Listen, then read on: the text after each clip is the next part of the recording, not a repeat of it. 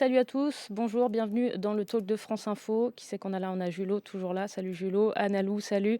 Kestata, salut à toi. Est-ce que Vuvu est là? Ma foi, nous sommes là. Je ne sais pas trop ce que tu attendais comme réponse. Bandini, Toulirula et April TV qui ont déjà commencé à débattre de la notion de vérité. Là, je vois que vous êtes très très chaud. Salut à tous. On est donc ensemble pour 2 heures de stream, hein, à peu près comme d'hab. Et pendant ces 2 heures aujourd'hui, on va surtout regarder ce qui se passe outre-Atlantique, aux États-Unis précisément.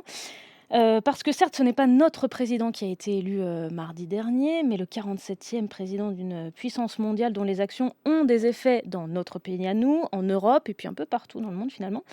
On va parler, roulement de tambour, de Donald Trump et de ce qui se dessine pour son deuxième mandat en termes de méthode. Puis on va parler aussi de son équipe, donc on commence à voir les premiers noms et qu'est-ce que ces noms peuvent nous indiquer sur ce que Trump prévoit de faire et surtout comment il prévoit de le faire. Et puis les conséquences de tout ça aux États-Unis, bien sûr, sur le sol américain, mais et peut-être encore plus sur la scène internationale, en Europe, notamment en Ukraine, et puis au Proche-Orient, dans la guerre qui oppose le Hamas et Israël. Les États-Unis, ça c'est pour la première partie de l'émission, mais on va rester un peu aux États-Unis parce que c'est certes une puissance dans les faits géopolitiques, économiques, c'est aussi une puissance culturelle. Et on va parler en deuxième partie d'émission, donc vers 18h, d'un personnage qui est issu de cette culture. C'est Lucky Luke qui revient cette semaine avec un nouvel album. Et celui qu'on appelle le moins américain des cow-boys, eh bien, en fait, nous raconte des choses sur l'Amérique, certes du 19e siècle, donc l'époque des cow-boys, mais aussi et surtout, c'est un peu ce qui nous intéresse, sur l'Amérique d'aujourd'hui. Et pour ce faire, je vous fais un tout petit teasing de ce qui nous attend dans 1 heure. On accueillera le scénariste de Lucky Luke, l'actuel scénariste de Lucky Luke, Jules, qui est allé dans le Far West et qui a raconté tout ce qu'il a trouvé dans un documentaire. On accueillera aussi une écrivaine et journaliste qui, elle, viendra nous raconter ce qu'elle sait du Montana, où elle a passé beaucoup de temps, donc un État qui est dans le Far West. Et puis, enfin, une autre documentariste qui, elle, s'est intéressée aux cow-boys, et pas n'importe lesquels, mais je vous spoil pas tout de suite ce dont on parlera tout à l'heure. Pour l'instant, on en revient à nos moutons. On va donc revenir sur l'élection de Donald Trump, car en fait, même s'il arrivera à la Maison-Blanche seulement en janvier prochain, il y a certaines choses qui commencent déjà à se mettre en place. Donald Trump, on le connaît, les États-Unis l'ont déjà vu à l'œuvre pendant 4 ans, et ils ont choisi de le remettre en poste. Entre-temps, il y a eu le mandat de Joe Biden, et puis de gros remous, c'est le moins qu'on puisse dire, sur la scène internationale, une pandémie aussi accessoirement. Donc le contexte a un peu changé, mais est-ce que Trump, lui, a changé? Est-ce que sa manière de faire va changer? Et en voyant ses premières prises de parole depuis l'élection, ses premières actions, qu'est-ce que les Américains peuvent attendre de lui? C'est ce qu'on va essayer de se demander. Qu'est-ce que les Européens peuvent attendre, les Russes, les pays du Proche-Orient, etc. Et qu'est-ce que nous dit sa rhétorique avant donc ses premières vraies actions, une fois qu'il sera investi en janvier? Bref, on va essayer de décrypter tout ça avec nos invités. J'ai le plaisir de vous présenter, mais vous les connaissez peut-être pour certains. Aurore Malval, salut Aurore. Salut. Tu es rédactrice Salut en à tous. chef adjointe chez Marianne.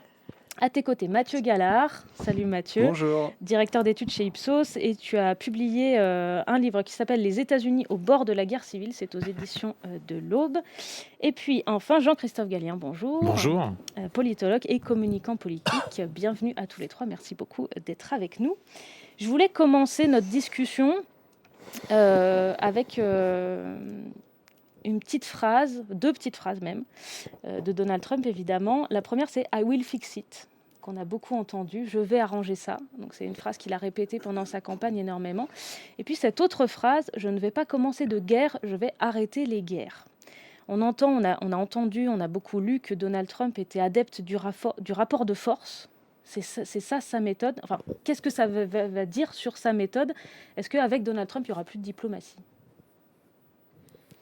Allez, la première prise de parole est toujours la plus compliquée. Qui se lance? Moi, je pense qu'il y aura de la diplomatie. Il y a toujours de la diplomatie. Et la diplomatie, elle est plurielle. Elle peut être un acte de guerre, elle peut être quelque chose qui passe par les couloirs, qui est très furtif, caché, ça peut être très spectaculaire, ça peut être... Voilà. Donc, c'est une communication entre plusieurs entités ou entre 2 entités. Donc, de fait, elle recouvre des techniques, des moyens, des moments, des personnalités qui sont très différentes. On peut faire ça autour d'une table, il y avait des gens qui le faisaient autour d'un repas, parce que là, on laisse tomber les armes, ainsi de suite. Tout ça, c'est quelque chose qui est acquis. Donc, Donald Trump, pourquoi il ne serait pas diplomate et pourquoi il abandonnerait la diplomatie? Il n'a aucun intérêt, il ne peut pas le faire, c'est compliqué. Le monde est fait de cette conversation. Et ce qui est, vous disiez finalement, qu'est-ce qui peut avoir changé? Vous l'avez dit vous-même dans votre phrase, c'est-à-dire que quand il dit il va le fixer, ça veut dire que je vais le régler. Et de l'autre côté, oui, je veux que ça s'arrête, je veux faire la paix. Bah, c'est un message, c'est clair que c'est un message diplomatique, c'est un message géopolitique, c'est un message qui veut dépasser finalement ce vers quoi beaucoup voulaient le concentrer, le deal, le business, vous voyez, des choses comme ça. C'est quelque chose qui est important parce que ça parle à la fois aux Américains et ça parle évidemment au reste du monde. C'est pour ça que c'est forcément aussi diplomatique et que ça se déplace. Donc ça veut dire que à partir de ces deux phrases, de quoi on parle aussi? On parle du temps. Et je pense que ce qui a changé par rapport à ce qui était la première version de Donald Trump dans son premier mandat, c'est que là, il a certes, on le verra peut-être tout à l'heure, il a une galaxie, si vous voulez, qui s'est ouverte pour lui, c'est-à-dire qu'entre le Parti républicain jusqu'aux médias, rien ne lui échappe aux États-Unis ou quasiment. C'est-à-dire que cette mainmise est quasiment totale. Il reste quand même que le calendrier est fixé. Et ce qu'il ne maîtrise pas, c'est le calendrier. À moins qu'il y ait un changement de régime, j'y crois peu. Il a 2 ans. Aujourd'hui, un peu moins de 2 ans même d'ailleurs, pour exécuter des résultats, délivrer. C'est pour ça qu'il parle de fix it, c'est-à-dire là, ce qui vient derrière, c'est avant, c'est deliver, hein, et après derrière faire la paix. Et finalement, cet agenda et ce rythme-là propose déjà, on voit bien, quelque chose de très différent par rapport à la dernière fois. Certes, il connaît Washington, tout le blabla qu'on a raconté, il arrive, tout est préparé, ainsi de suite. Mais on a le sentiment qu'on ne veut pas perdre de temps et qu'on doit aller vite parce qu'on sait très bien que malgré tout ce qui a été préparé pour imposer les républicains et la ligne Trump dans le Parti républicain et ensuite un héritage après ce mandat-là, rien n'est certain. C'est-à-dire que dans 2 ans, il y a des élections de mi-mandat, des élections qui touchent à la Chambre des représentants et au Sénat, plus exactement la Chambre des représentants au Sénat, donc le Parlement.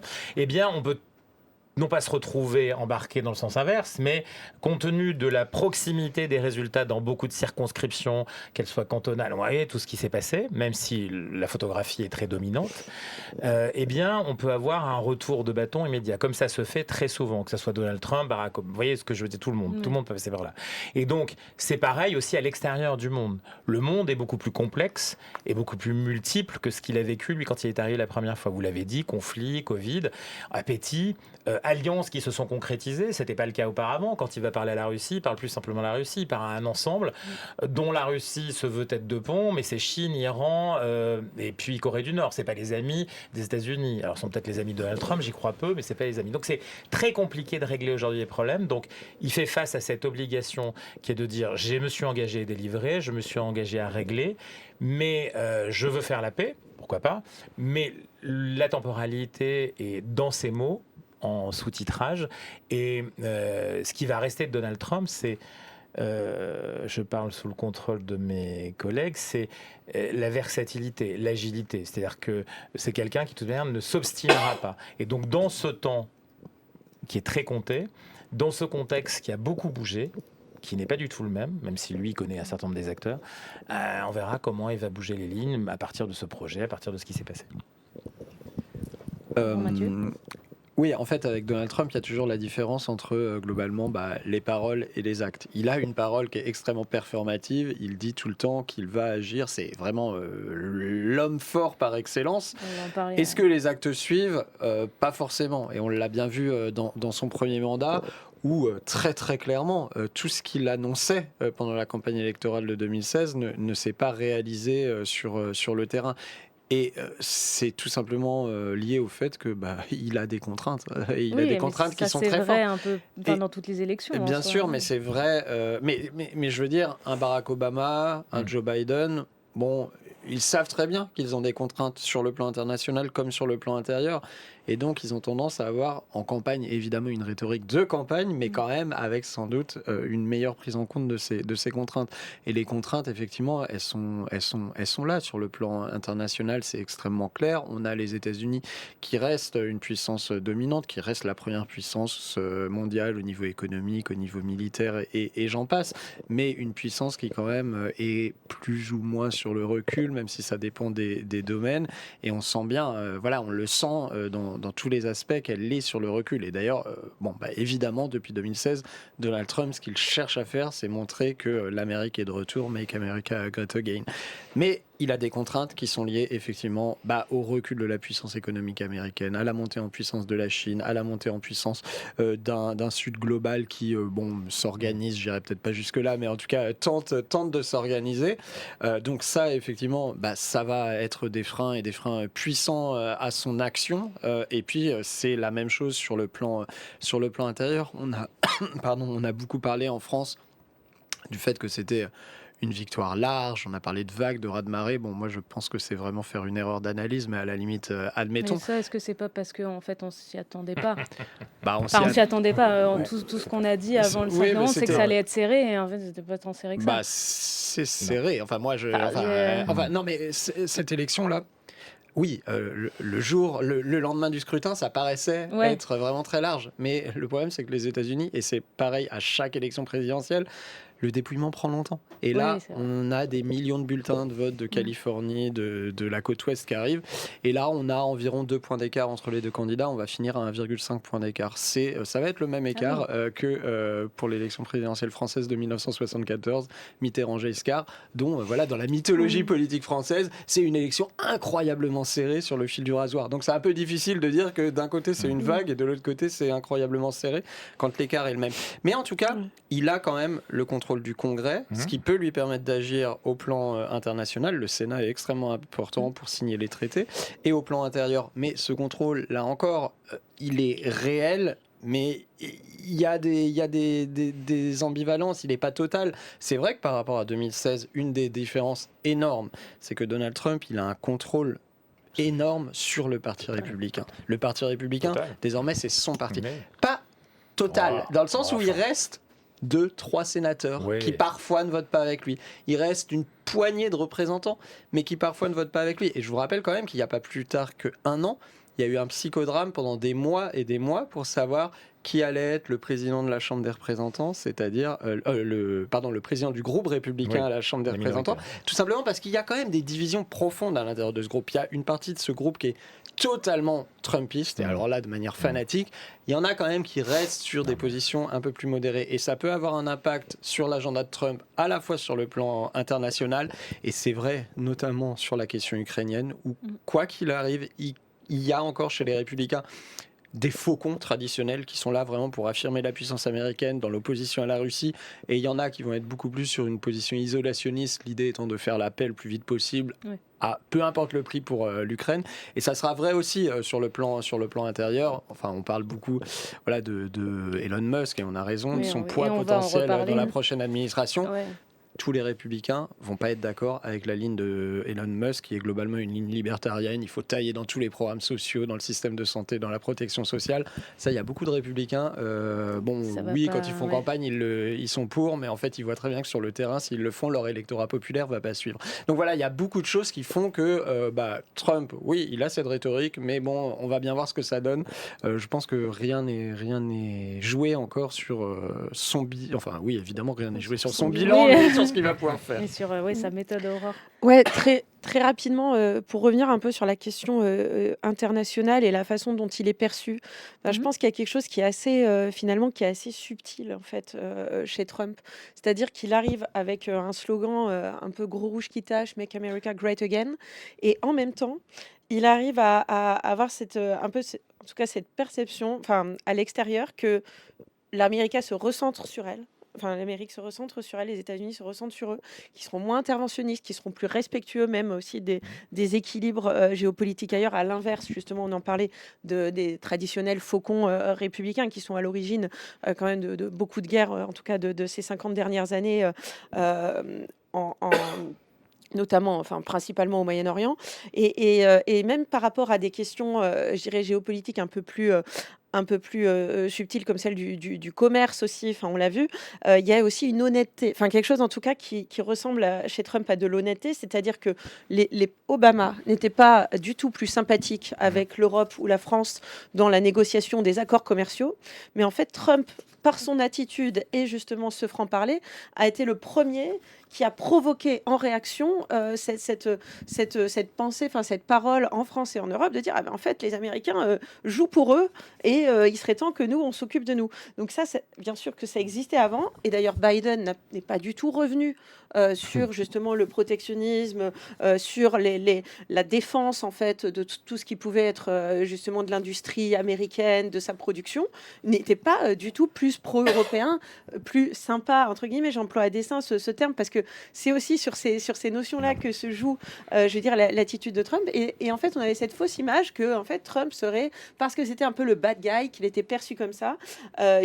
Et ça a permis un peu cette prise de conscience. Et je pense que aussi Trump a cette finesse. D'ailleurs, on l'a vu dans les 25 minutes de conversation avec Emmanuel Macron, où ils n'ont pas du tout une mauvaise relation. Enfin, il y a des choses qui sont à chaque fois outrées et qui deviennent dans le discours médiatique. Voilà, on a quand même eu beaucoup. Je dirais que ces dernières semaines, il y avait quand même quelque chose qui allait très fort en faveur de Kamala Harris.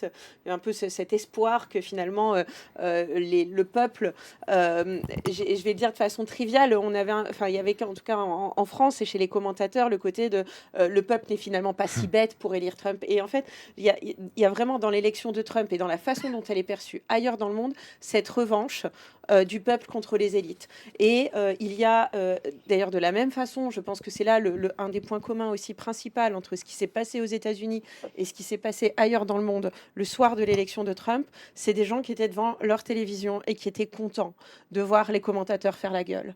Et je pense que le fait de comprendre, et je pense qu'en France on a exactement la même chose avec le Rassemblement national, il y a des gens qui attendent que le présentateur du 20h fasse la gueule quand si c'est un président si le président de la République et du Rassemblement national. Et c'est une dimension qui est hyper importante, à la fois pour l'élection de Trump, à l'intérieur et à l'extérieur. Ouais, pour rebondir sur ce que tu viens de dire, moi je le vis pas forcément en observateur, mais en acteur, si tu veux, accompagnant des pays sur le terrain géopolitique en Europe ou à l'extérieur. C'est clair qu'on n'a pas besoin de faire, tu vois, la note de conviction pour dire attention, voilà, en réalité, si on écoutait les Français ou une partie des commentateurs européens, aïe, patatras, c'est la fin, il faut faire attention, là, il faut prévoir tout. Bon, je veux dire, la réalité concrète pour les gens qui ont travaillé dans le premier mandat et ceux qui vont travailler après, c'est que oui, tu l'as dit, certes les faucons républicains, mais aussi les faucons démocrates.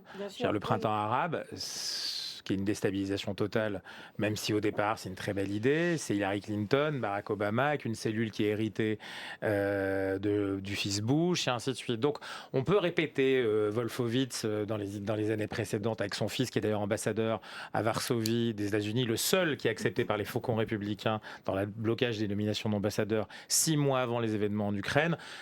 Bon, il y a chez les démocrates quelque chose qui est plus va-t-en-guerre, paradoxalement, que dans cette tradition-là républicaine, qui n'est pas une vraie tradition républicaine. Tu as raison de dire qu'il n'a pas la maîtrise totale, évidemment, et heureusement qu'on n'est pas dans cette dictature à l'intérieur du parti républicain, mais en réalité, c'est quand même un renversement idéologique, d'investiture, de financement qui a été travaillé, préparé, et qui, pour l'instant, embarque à partir d'ailleurs d'un travail de développement politique qui s'est fait en dehors des cénacles habituels du Parti républicain. C'est une prise de conquête du parti depuis l'intérieur, mais aussi beaucoup depuis l'extérieur. C'est intéressant en termes de développement politique, et c'est pour ça que ce mandat sera différent, s'il peut être différent. Parce que le reste, oui, le Parlement c'est fait, la présidence c'est fait, on voit bien que le gouvernement, on va dire ça comme ça pour qu'on comprenne bien, qui est un gouvernement certes important, mais qui, quand on connaît bien la manière dont ça fonctionne dans ce régime-là, c'est pas parce qu'on a ces têtes d'affiche à la tête de certains ministères, on va dire ça comme ça, que c'est eux qui font la vraie politique étrangère, intérieure de la présidence qui est en cours. Donc il y a des gens qui sont plus importants, qui sont plus en coulisses, qui sont moins évidents. On parlerait d'un cabinet différent à l'intérieur, si vous voulez, mais ça, c'est aussi cette gestion qui est importante en ce moment. Donc on a des niveaux aux États-Unis qui font que oui, ça sera différent. En même temps, oui, il faudra le voir à l'épreuve du feu parce que le monde a changé. Que oui, effectivement, c'est quelqu'un qui a l'habitude plutôt de discuter après qu'on soit parti dans cette espèce d'effet de manche et permanent, qui est celui de la grosse gueule, celui de quelqu'un qui maîtrise bien les médias, qui fait du business et qui fait du deal. Quand on fait du deal, on jette un premier gros caillou et ensuite on commence à discuter après derrière. Bon, là, on a ce sentiment dans les chancelleries que oui, pour certains, c'est vraiment une très mauvaise nouvelle.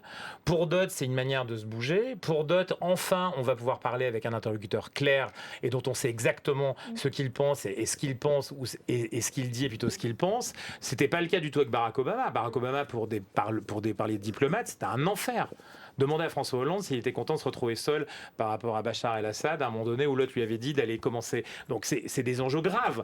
C'est-à-dire que Barack Obama, c'est quelqu'un sur le plan diplomatique qui était plus auto-centré et centré sur les intérêts américains que Donald Trump. C'est très clairement différent. Donc la perception est importante. Maintenant, pour nous, ce qui est important, c'est de comprendre comment non pas on va réagir à ça, mais comment on va tourner autour de ça. Parce que malgré tout, ce qui est clair, c'est que pendant 2 ans, je dis bien seulement pendant 2 ans pour l'instant, il est un phénomène de centralité. Tu parlais de la puissance économique, elle est ultra dominante aujourd'hui. Le phénomène énergétique, la coexistence technologique entre la Chine et les États-Unis aujourd'hui font que c'est le principal marché qui décide. Le principal marché, à 65-70% de la valeur créée à travers le monde en consommation, c'est là-bas. Vous êtes chinois aujourd'hui, le marché chinois, même avec le milliard de Chinois, c'est rien quand vous êtes une marque extérieure, vous pouvez même plus y aller par rapport au marché américain. Donc tout ça est un facteur qui favorise quand même malgré tout cette puissance renaissante malgré tout. Moi, quand on fait l'analyse, si vous voulez, elle n'est pas du tout en baisse, elle est relativement... Alors, est-ce que ça tiendra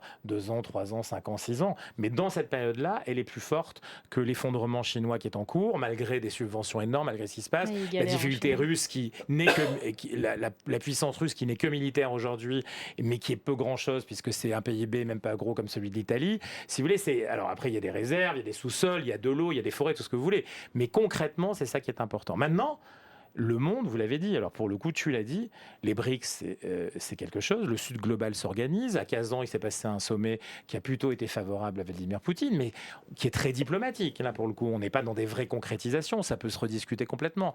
L'Iran, eh ben, oui, c'est relié à la Chine, à la Russie et à la Corée du Nord. Donc, c'est un ensemble particulier. Comment Trump, là-dedans, va se coller? Est-ce que ça colle avec l'Arabie Saoudite? Il y a beaucoup de choses qui sont en train de bouger.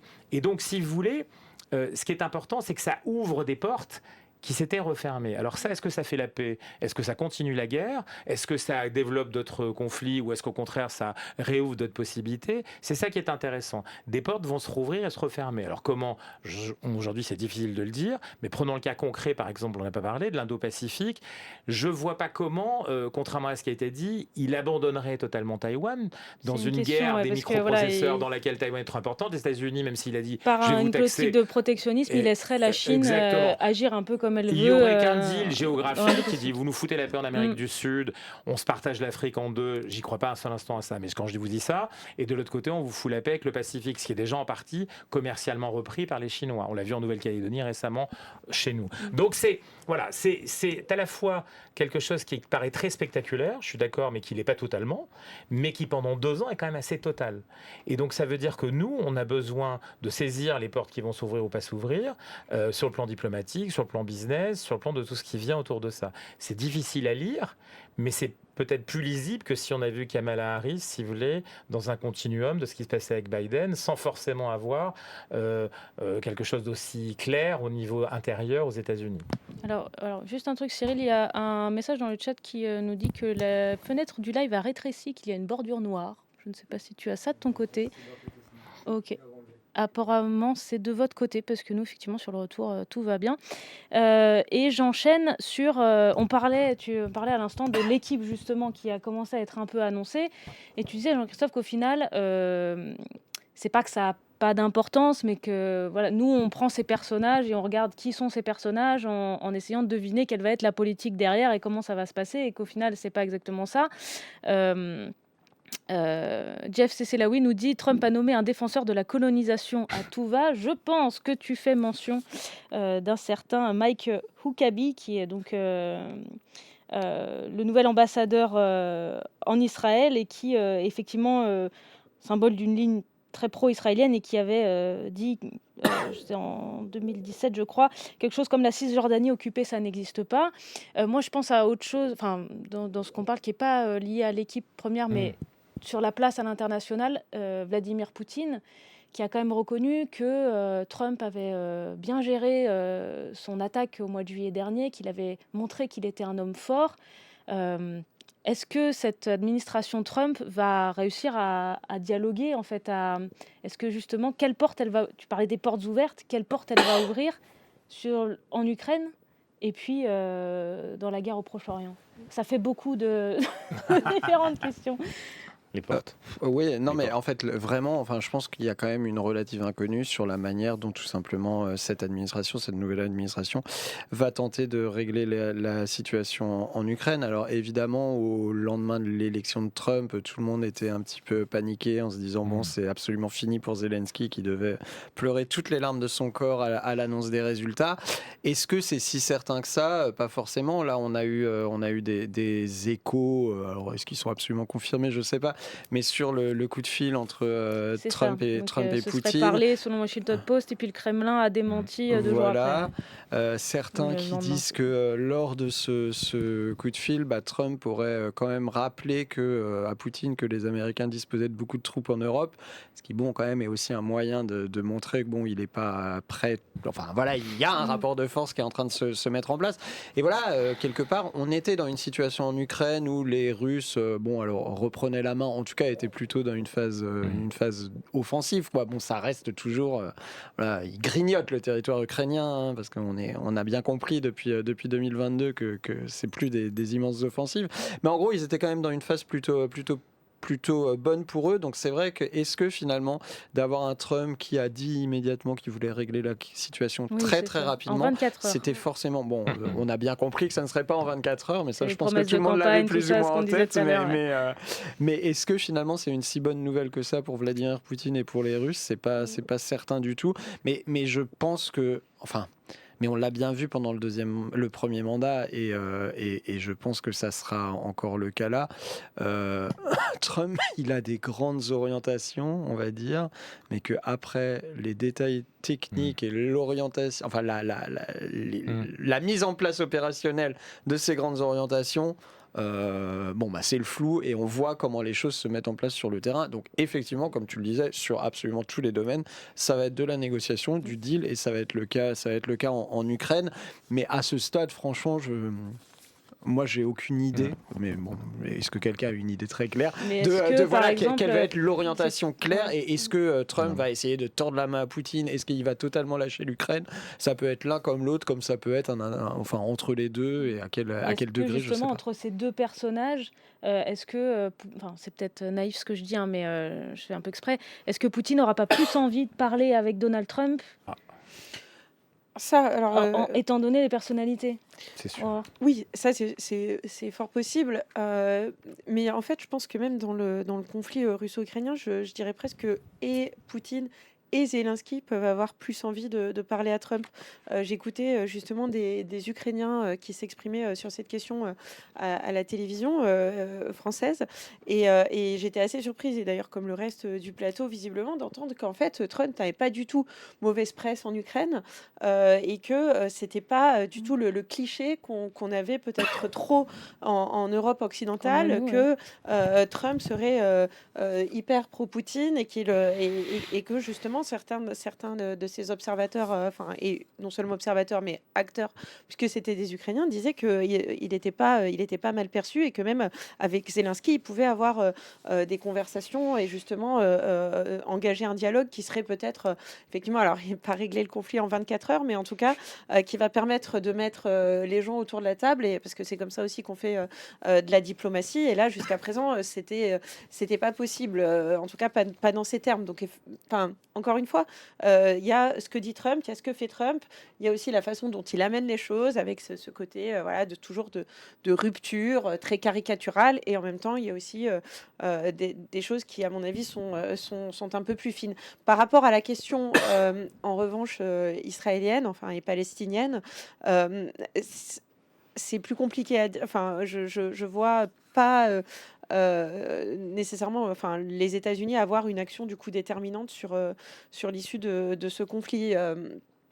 Parce que effectivement, alors je pense que là, c'est les électeurs justement arabo-musulmans qui ont voté Trump parce qu'ils trouvaient que Kamala Harris était trop tiède justement avec Israël et qu'elle avait du sang sur les mains.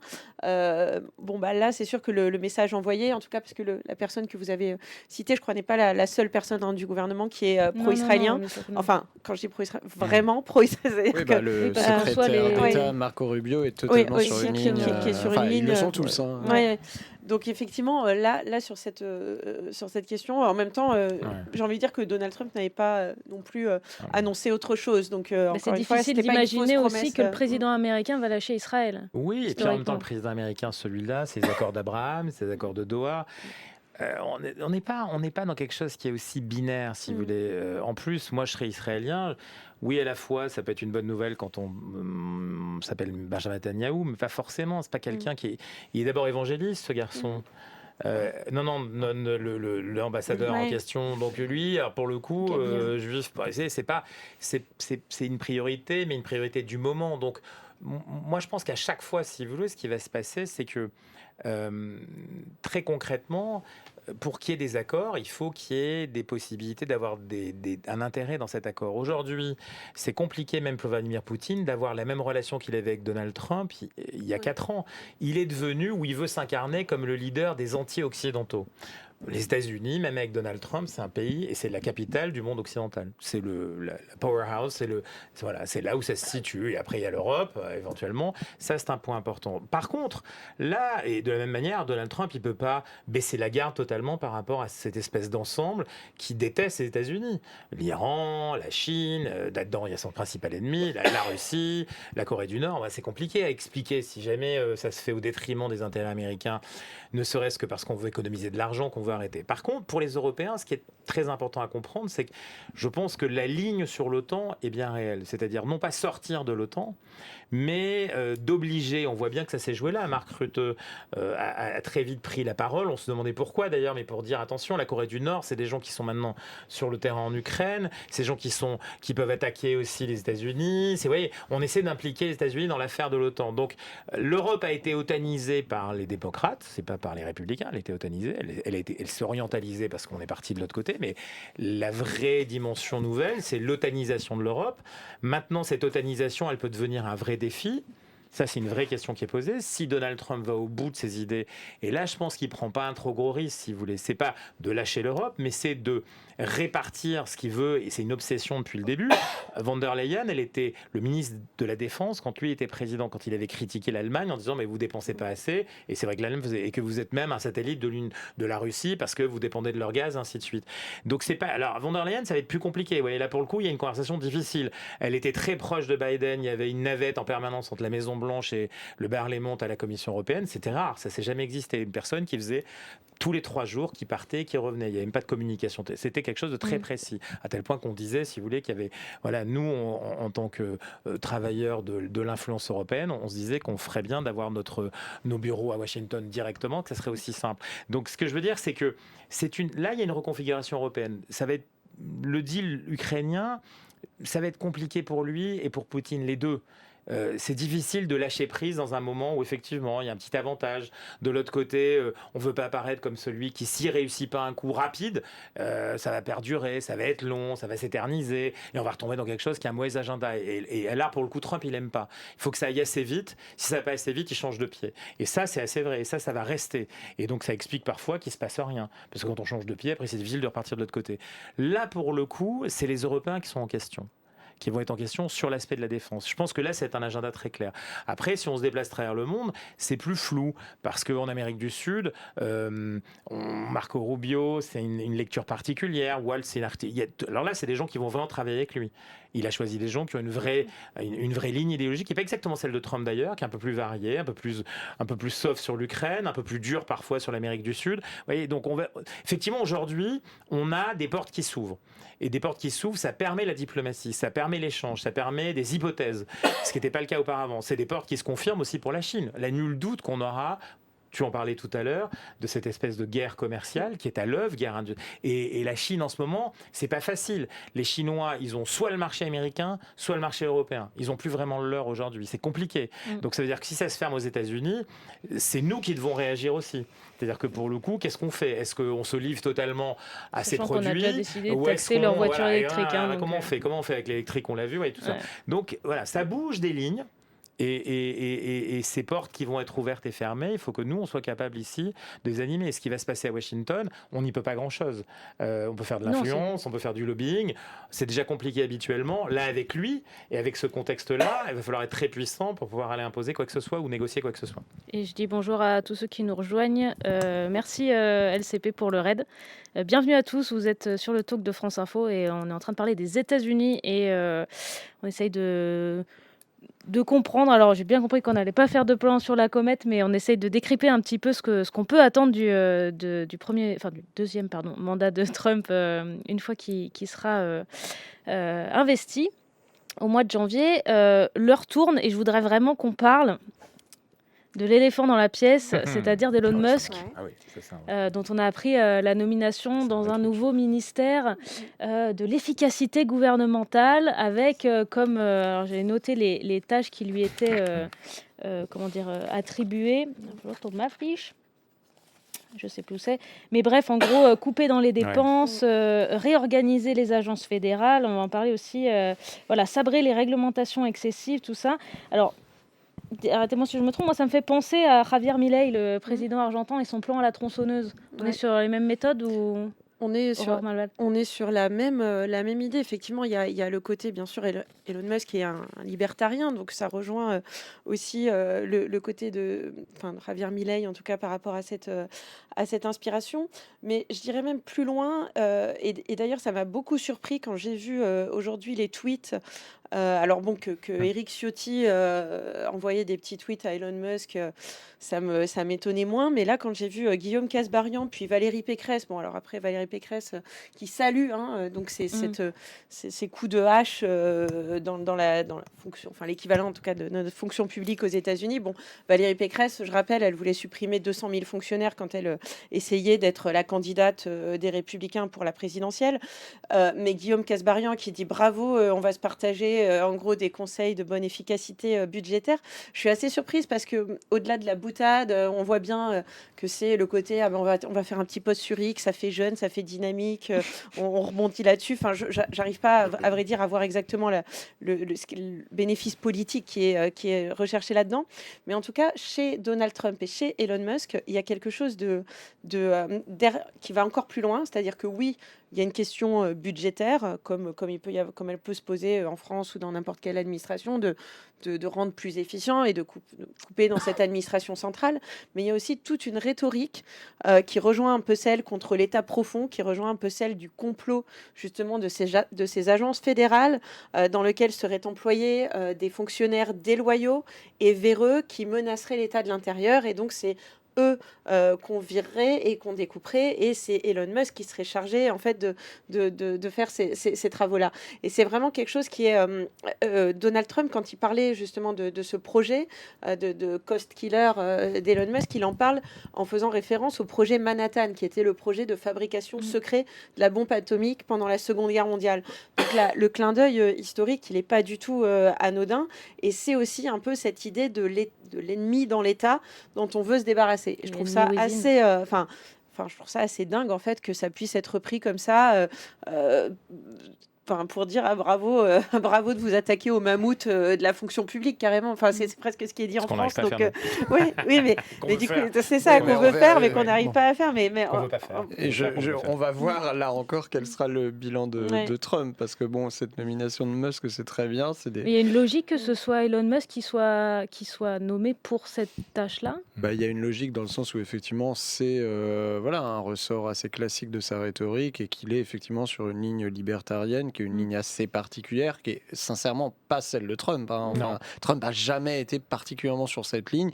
Il n'a jamais spécifiquement pourfendu la taille de l'État fédéral. Il n'a jamais considéré qu'il fallait réduire l'État. Peut-être même d'ailleurs plutôt au contraire. Il est quand même sur une ligne très populiste, qui cherche plutôt à défendre son électorat, les catégories blanches frange populaire qui forme une partie importante de son électorat.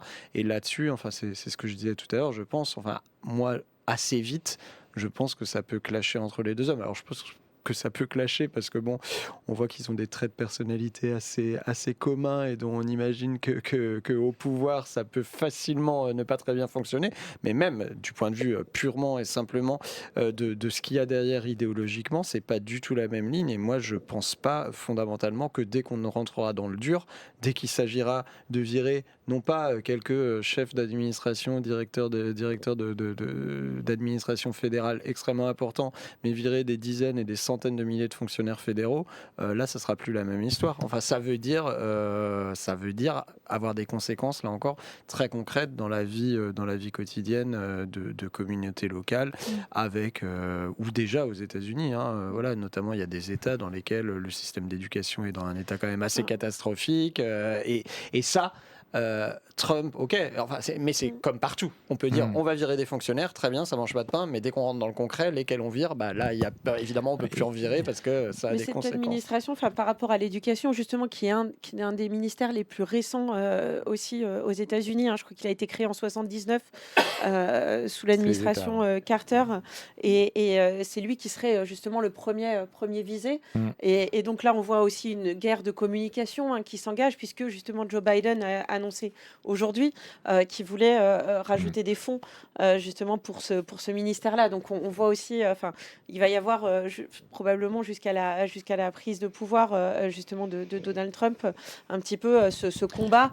En tout cas, je pense que ce récit de la question de l'administration centrale versus Trump et cette guerre qui s'engage, à mon avis, va alimenter les prochains mois. Alors, il faut reconnaître quand même qu'il y a un précédent aux États-Unis récent, puisque Bill Clinton avait créé une agence carrément pour le faire, et il l'a fait.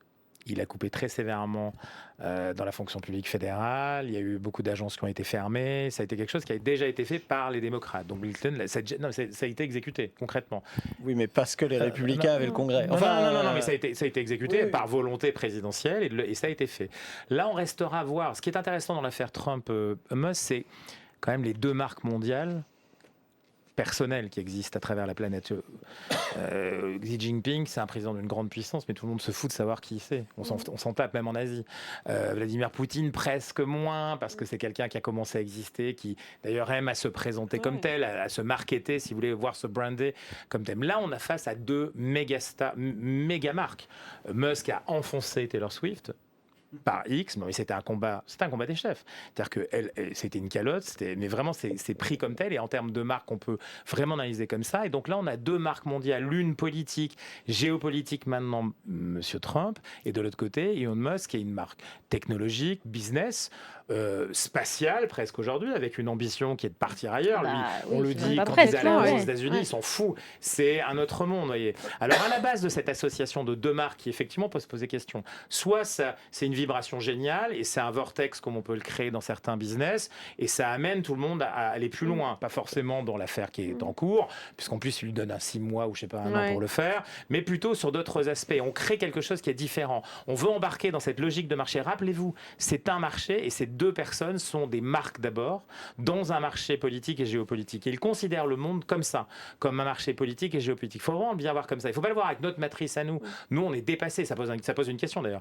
Emmanuel Macron, il tente bien là tout de suite d'essayer de se remettre, de se refaire en prenant des codes qui appartiennent à ça. Mais ça n'a pas marché. On ne peut pas fonctionner comme ça en Europe. Ursula von der Leyen, on ne sait même pas qui c'est. La plupart des Européens ne la connaissent pas. Et pourtant, elle intervient tout le temps. On connaît Monsieur Orban et encore Madame Meloni qui pense un peu de cette manière, mais ça reste des micro-marchés. Là, c'est le marché global qui est en question. Et donc, effectivement, ça tient pas. On s'en fiche presque. Pour l'instant, c'est quelque chose qui est cette espèce d'architecture. Après, quant à la fonction, pourquoi c'est là ? Il y a derrière les deux un garçon qui s'appelle Peter Thiel, lui-même un gourou des libertariens. Il est directement relié avec la philosophe principale de ce mouvement. Et lui, c'est depuis très longtemps quelqu'un qui est un supporter de Donald Trump. Il est gay, libertarien, il n'aime pas l'État. Trump, si. Trump aime l'État, il aime l'intervention. Il veut qu'au contraire, on soit là pour défendre celles et ceux pour lesquels il s'est engagé. C'est pour ça que ça passera pas s'il doit aller plus loin. Après, de l'autre côté, il est pour, il l'a annoncé aujourd'hui, le redéploiement de l'éducation dans les États, comme c'était auparavant, parce que ça veut dire qu'on se rapproche de la réalité. C'est une déconcentration décentralisante en même temps. Vous voyez, c'est un système un peu hybride que nous, on ne connaît pas. Mais c'est un vrai truc là-dessus. Et ce Peter Thiel, il était à la base de PayPal, on appelait ça le gang de PayPal, dans lequel il y avait Elon Musk qui a fait une partie de sa fortune. Lui-même a mis les premiers sous, on va faire simplement chez Zuckerberg pour qu'il crée Facebook. Et donc, c'est un personnage très important qui, depuis toujours, est derrière dans la galaxie Trump. Il a été le penseur d'une partie de la stratégie économique du premier mandat. Il est toujours là derrière. Donc oui, il y a un ensemble libertarien, mais en même temps, lui, il est lui aussi très interventionniste. C'est un peu plus complexe et moins binaire qu'on veut bien le croire que les résultats de l'élection ont bien montré. Mais dans cette affaire-là, il y a deux marques, encore une fois globales, qui se fréquentent, qui s'associent. C'est dur pour les autres de fréquenter ça.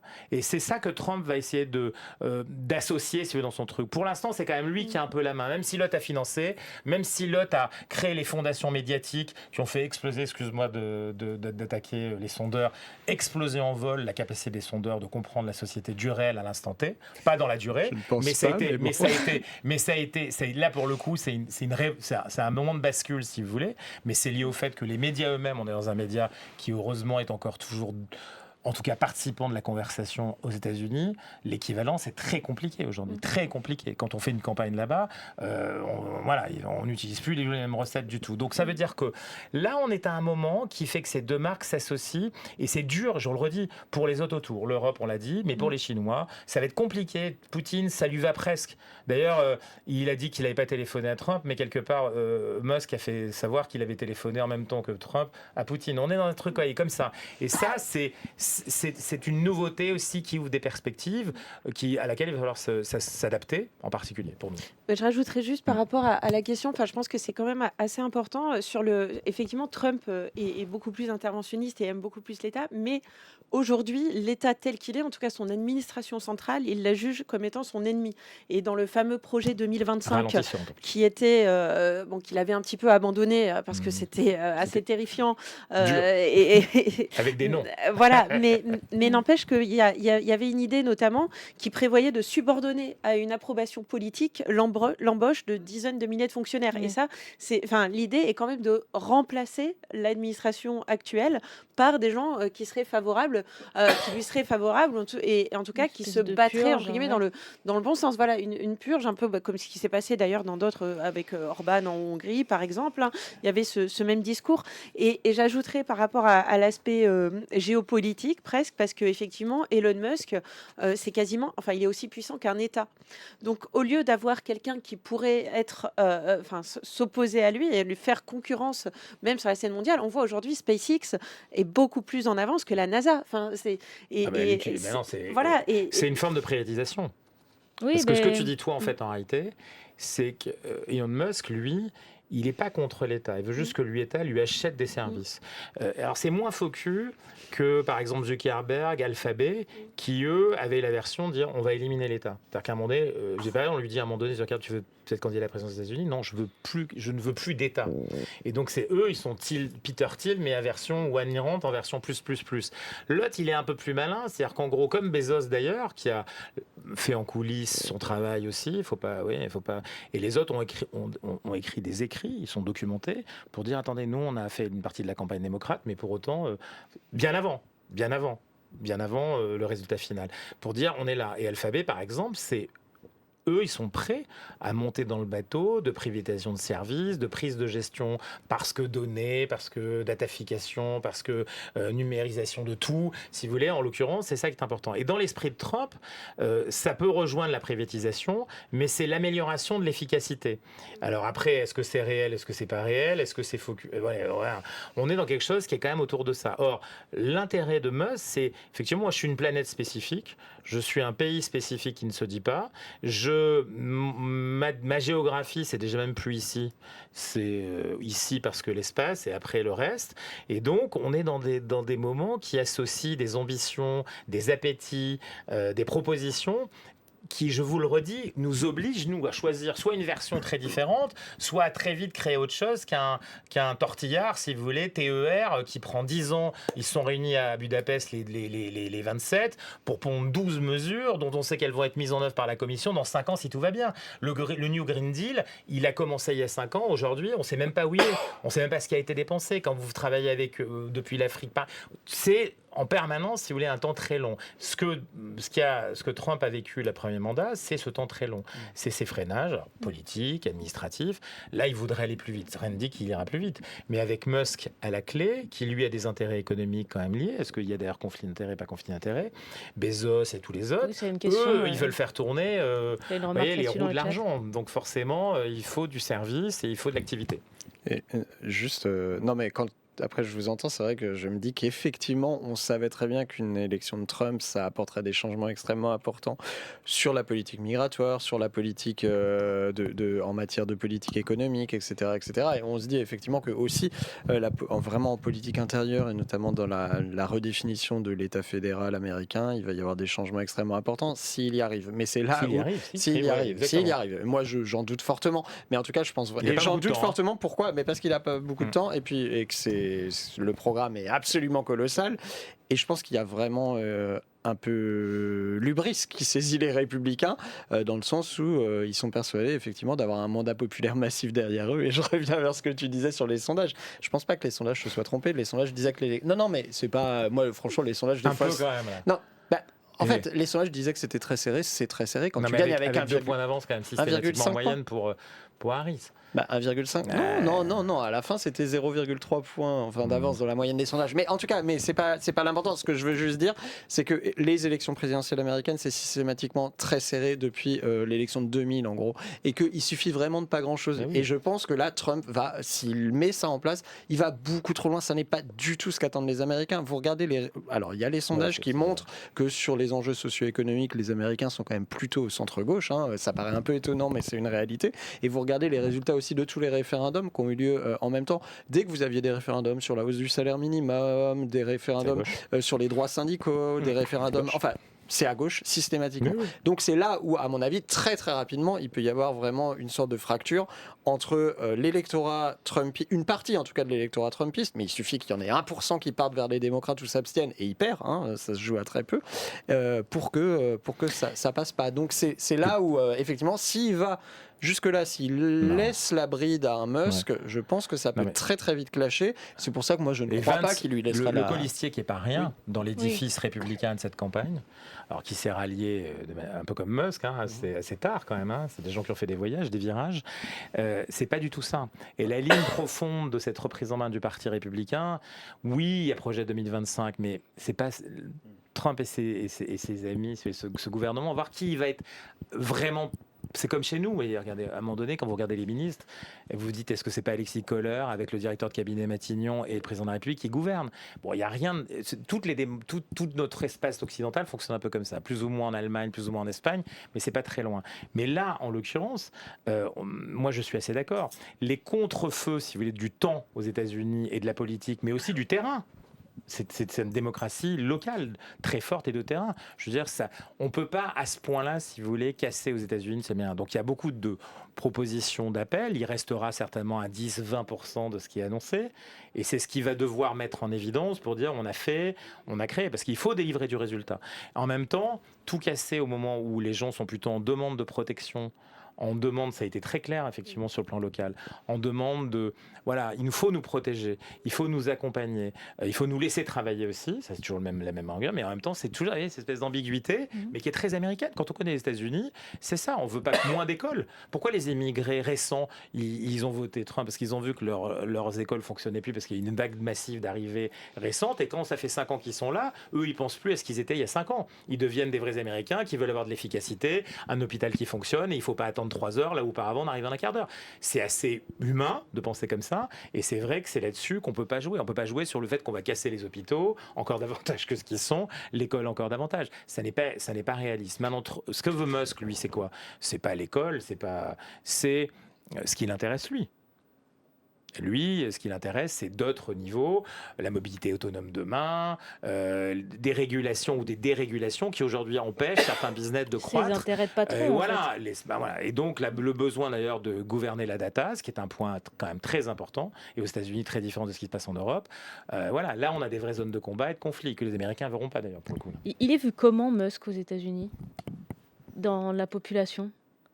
Alors, il est extrêmement clivant, enfin, Ouais. assez logiquement. Enfin, maintenant, il est totalement associé tout le à monde. Trump. Donc, globalement, vous êtes un électeur républicain, ben, vous êtes totalement derrière lui, vous le soutenez. Vous êtes un électeur démocrate, il incarne vraiment, comme Trump, Oui, vraiment une alternative politique totalement terrifiante. Donc, voilà, dans une logique de polarisation de la société, il s'y insère totalement. Il n'y a pas d'Américain il n'y a pas de démocrate qui adore Trump, etc. non. Ok, ouais.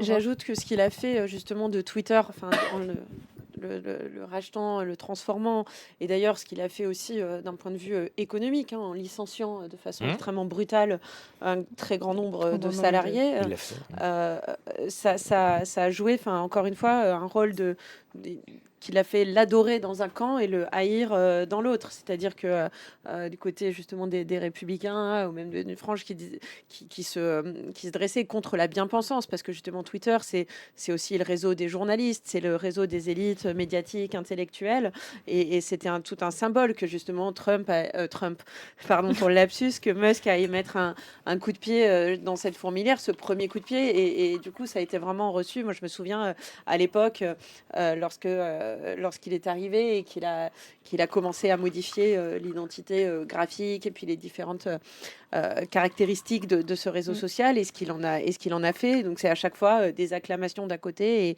et quelque chose de l'autre côté. De l'autre côté, le ciel nous tombe sur la tête, on va migrer sur un autre réseau social. Il y avait Blue Sky qui avait été créé, Mastodon, etc. Enfin d'autres avatars un peu de Twitter qui n'ont d'ailleurs jamais vraiment pris, mais en tout cas c'était hautement symbolique en fait, même cette conquête, je dirais, des esprits, en passant aussi par ce relais d'opinion, en tout cas d'une petite frange de l'opinion assez puissant qu'est Twitter, encore plus aux États-Unis que chez nous, mais quand même.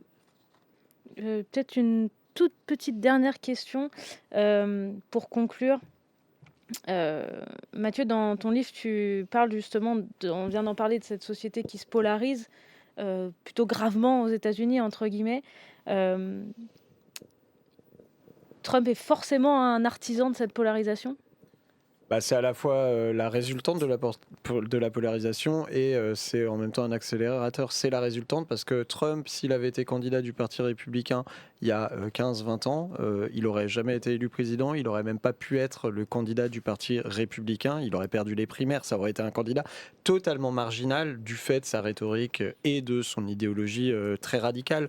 En 2016, il devenait déjà un peu plus acceptable pour une partie importante de l'électorat. Et aujourd'hui, il est clairement au centre du Parti républicain. Il y a beaucoup d'élus républicains importants qui l'ont dépassé sur sa droite. En 2016, ce n'était pas du tout le cas. Donc, clairement, la polarisation, elle lui permet de pouvoir conquérir le pouvoir. Et en même temps, c'est évidemment un accélérateur de la polarisation, dans le sens où, là encore, à cause de sa rhétorique, on l'a vu pendant toute la campagne, les polémiques incessantes sur tous les sujets, et à cause souvent de aussi son positionnement en termes de politique publique bien concrète, il continue cette poursuite du fait que le Parti républicain va de plus en plus vers la droite la plus extrême.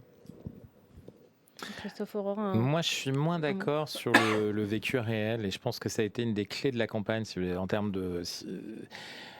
La campagne du réel a gagné contre la campagne de l'émotionnel, si vous voulez. Et c'est une erreur profonde d'ailleurs des démocrates qui, à mon avis, vont le payer plus durablement que ce qu'ils pensent d'ailleurs en réalité. Et pourquoi je vous dis ça? C'est parce que qu'on soit à Savannah, à Charleston, alors ça c'est, vous voyez, dans une des enclaves démocrates au sein de territoires républicains, mais qu'on soit dans d'autres, voilà, on se balade un peu partout. Moi-même, avant d'aller me faire des retours réguliers aux États-Unis, à penser cette guerre civile potentielle. C'est pas vrai. Et pourquoi c'est pas vrai? C'est parce que quand j'ai vécu longtemps aux États-Unis, même il y a longtemps, et oui, c'est des territoires où on affiche qu'on pense. On s'oppose, on est supporter de l'un contre de l'autre, le club de son université contre l'autre club d'université. Parfois dans les familles, ça s'oppose aussi. les choses sont assez premier degré. C'est-à-dire qu'on n'est pas dans quelque chose, c'est assez Trump. Vous voyez, on n'est pas dans quelque chose qui va être un agenda secret. C'est pour ça que, oui, ta question tout à l'heure sur la diplomatie, en diplomatie en général, on ne fait pas ça, mais ça peut être ça aussi, la diplomatie. Et donc, je ne crois pas du tout, dans un contexte en plus, moi j'ai connu une période où il y avait la crise économique, où il y avait vraiment peut-être des raisons de se faire du mal, vous voyez, d'aller voir des crises raciales, voir des choses qui étaient plus affirmées. Aujourd'hui, c'est très globalisé. Oui, c'est dangereux, mais comme tout le global, vous êtes dans des territoires globaux, vous avez des gens qui sont différents les uns des autres, mais c'est relié aujourd'hui par ce que je disais tout à l'heure, le mec qui a fait 5 ans qu'il est là, il a voté Trump et identitaire parce qu'il veut saluer le drapeau américain. Et il ne le fait pas parce qu'on l'oblige à l'école de le faire. Et de chanter l'hymne américain, voire de dire God, je sais pas quoi. Vous voyez ce que je veux dire ? Ici, chez nous, les ciments, le jour où ça tourne un peu différemment, oui, on aura un risque. Oui, on aura un risque. Chez eux, si l'économie tient comme elle tient en ce moment, c'est pour ça que je dis c'est toujours à 5 à 6 ans, les États-Unis. Ça peut être, tu peux avoir raison dans 6-7 ans. Je ne dis pas qu'il va y avoir une guerre civile. Mais aujourd'hui, non, quand on vit le truc, c'est totalement différent. Et la campagne le montre. Au-delà des effets de manche et tout ce qu'on veut, la campagne de terrain, il y avait un registre qui était un peu différent. Je vous assure que c'était pour gagner, il fallait affirmer des choses. Et puis, ils votent pour beaucoup de trucs en même temps. Il fallait être un peu plus performant que juste dire elle, c'est une abrutie, lui, c'est un con, lui, c'est un dictateur, elle, c'est une chienne qui mange je sais pas quoi. Et non, c'est pas comme ça que ça marche. Est-ce que c'est pas un peu l'américanisation aussi de nos esprits où à chaque fois, chacun projette sur les États-Unis ce qu'on sent arriver chez nous ou ce qu'on redoute chez nous. En fait, il y a un côté un peu... L'européanisation des Américains. Alors. Ouais, ou l'américanisation des Européens. Un peu plus moins maintenant. On dit aussi, on l'entend souvent chez nous, on parle de la fragmentation, de la fracturation même de notre société et de la sécession justement de petits groupes. Enfin, je reviens sur l'archipel français, voilà, c'est pas nouveau. Et en même temps, ce côté où on regarde ce qui se passe aux États-Unis, on le prend souvent comme une sorte d'anticipation de ce qui nous attend. Et je pense qu'on veut peut-être aussi voir à chaque fois dans ce qui se passe là-bas le pire de ce qui pourrait arriver chez nous ou dans ce qu'on redoute. Et je pense par rapport à l'élection de Trump et même par rapport à sa campagne, il y avait quand même un petit peu de ça, ce côté, en tout cas que ce soit d'un côté, comme je le disais tout à l'heure, du bas vers le haut et aussi du haut vers le bas. Il y a évidemment une défiance du peuple envers des élites, ça on le retrouve partout, mais il y a aussi cette défiance des élites vis-à-vis du peuple qui ne voterait pas comme il faut, qui ne comprendrait pas ce dont on lui parle. Et ça, on l'a ressenti aussi. Enfin, je pense que c'est aussi un clivage, en tout cas, qui n'est pas à l'intérieur de la population, mais en termes de strates. Et je pense que ça a pas mal joué dans cette élection. Et Donald Trump est plus un symptôme qu'à l'origine de cette... un symptôme qui a fait son marché sur ce symptôme. Et ce sera donc notre mot de la fin. Merci beaucoup à tous les trois d'être venus. Aurore Malval, rédactrice en chef chez Marianne, Mathieu Gallard, directeur d'études chez Ipsos et auteur des États-Unis au bord de la guerre civile, et Jean-Christophe Gallien, politologue et communicant politique. Merci beaucoup. Je vais, de manière très impolie, vous inviter à quitter le plateau. Mais c'est comme ça qu'on fait. Merci beaucoup d'être venu et de nous avoir éclairés. France Info, c'est qui l'animatrice ? Enchantée, je m'appelle Sarah. C'est sûrement pas déjà vu. Quand Ludo, qui est là normalement, n'est pas là, c'est moi qui suis là. Bonjour à tous. Et donc, bonjour à vous qui nous rejoignez. J'accueille les invités pour la suite de l'émission. Installez-vous. Vous avez donc, voilà, Jeanne va vous donner des gobelets tout neufs, tout propres. Vous avez de l'eau sous la table. N'hésitez pas à vous servir et juste si vous remettre les bouteilles d'eau sous la table après pour pas sinon on vous verra pas bien. Voilà. Très bien. Bienvenue à tous. Merci. On va pas trop changer d'endroit, mais on va changer complètement de sujet avec vous. On va parler. Quoique, parce que finalement il y a des liens. Il y a des liens. C'est un peu pour ça qu'on est là, mais on va voir. Moi, je vous invite, on va raconter un peu des histoires parce que vous avez tous vu des choses, voilà, et rencontré des gens. Et je voudrais qu'on raconte un peu ces histoires-là et qu'on voit ce que ça nous raconte de manière générale. Je vais d'abord commencer par vous présenter pour nos viewers qui sont là. À côté de moi, alors Julien ou Jules ? Jules, jusqu'à nouvel ordre. Ouais. Voilà donc Jules, scénariste actuel de Lucky Luke. D'ailleurs, un nouvel album sort le 15. Dans 2 Donc, jours. dans 2 jours, c'est ça. Et tu es par ailleurs auteur d'un documentaire qui est dispo sur Arte, qui s'appelle Dans les bottes de Lucky Luke. On va en parler, parce que tu es allé sur les traces de Lucky Luke au Far West aujourd'hui. On va raconter tout ça. À tes côtés, Cécile Dangean. Bonjour Cécile. Bonjour. Aussi documentariste. Oui. Et tu as travaillé sur le Far West également. Tu es autrice d'un documentaire qui est aussi sur Arte, décidément, qui s'appelle Black Far West, une contre-histoire de l'Amérique, qui va nous apprendre aussi plein de choses sur ce mythe dont on va parler pendant 1 heure. Et enfin, Sylvie Brieux. Bonjour Sylvie. Tu es journaliste et autrice, et notamment d'un livre qui s'appelle L'âme de l'Amérique au cœur des grands espaces de l'Ouest. Tiens donc, encore voilà le Far West. Voilà, le Far West. Et donc, on va avoir l'occasion de raconter un petit peu tout ce que toi, tu as découvert là-bas. Donc, pendant 1 heure, là, on va parler de cow-boy. On va parler pas que de Lucky Luke, hein, on va parler justement de ce Grand Ouest et du mythe qui entoure cette région, la culture qui en découle, et puis ce qu'elle nous dit un petit peu des États-Unis d'aujourd'hui, ce que les États-Unis assument moins, ce que nous, on assume, ce que nous, on assume moins. Vous êtes tous intéressés un petit peu au Far West. Avant de me raconter précisément ce que vous avez vu, est-ce que c'est toujours le pays des cow-boys ? Jules, vas-y. Alors, je distribue pas forcément la parole, donc n'hésitez pas à prendre les micros. Faites comme chez vous, c'est un peu l'idée du talk. Je t'en prie.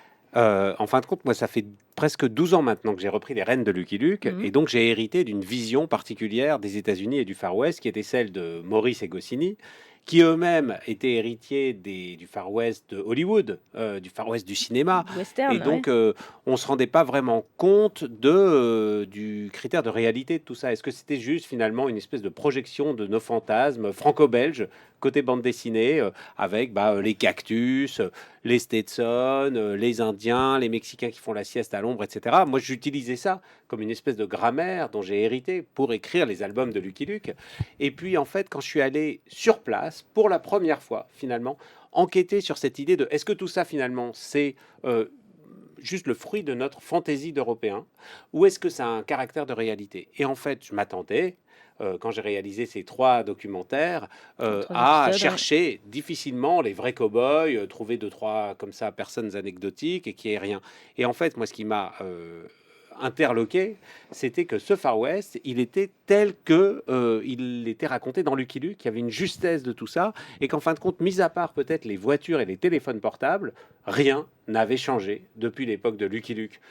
Et que, en fin de compte, les aspirations des gens, le matin quand ils se réveillaient, ils avaient leurs problèmes de bétail, les loisirs, c'était les rodéos, c'était tirer au flingue, on allait à l'église, on se mariait, on allait au saloon pour s'amuser, on jouait aux cartes.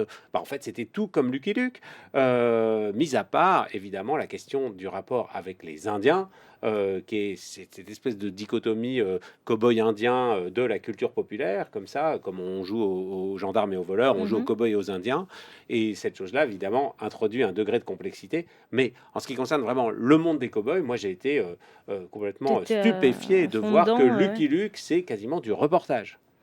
Alors qu'on a quand même... et moi, je confirme tout à fait. Alors moi, je suis rentrée dans cette histoire complètement par un autre biais, qui est celui de la virilité. Puisque c'est en faisant un documentaire sur la virilité, où finalement, en interrogeant des hommes sur quelles étaient leurs images de la virilité, est apparue cette image du cow-boy, est apparue cette image de Clint Eastwood, est apparue cette image de l'homme viril, c'est ça. J'étais là, ah bon, l'homme fort avec ses et du coup, c'est ça qui m'a donné envie. Mais j'avoue, ils sont assez virils. Hein. Envie d'aller. Moi, j'aurais pas pensé à Lucky Luke comme symbole de la virilité. Enfin bon, moi, c'est par ce biais-là que je suis arrivée au Far West, d'une certaine manière. Et en fait, au moment, moi, mon idée, c'était de voir qu'est-ce que c'est la vraie histoire. Voilà, on a une banque mentale, on a des tas de représentations qui viennent effectivement de la BD, qui viennent essentiellement quand même des films, les fameux westerns. Et avant les films, il y a eu les dime novels, c'est-à-dire les romans Akatsu qui ont vraiment forgé cet imaginaire-là. Quel est le gap entre la réalité, mais historique, vraiment, et ce qui s'est vraiment passé. Voilà. Et donc, moi, c'est vraiment par ce biais-là. Et à ce moment-là, les premiers historiens que j'ai rencontrés m'ont dit, le meilleur historien, c'est Lucky Luke. C'est-à-dire que dans Lucky Luke, tout est vrai. C'est assez hallucinant. Je ne sais pas si vous vous rappelez de... et c'est un hasard parce qu'ils ne connaissaient pas très bien l'histoire, finalement. Enfin, ils avaient une documentation succincte, et pourtant, ils avaient une espèce de de côté visionnaire. Et de Ils flair avaient un incroyable génie pour trouver des personnages géniaux, quoi. Ça, c'était une merveille. L'archiduc, effectivement. là, en fait, il a vraiment existé. Cette espèce, enfin, je sais pas si ça vous dit quelque chose, mais moi, j'ai halluciné d'apprendre ça. En fait, tout est vrai dans Lucky Luke.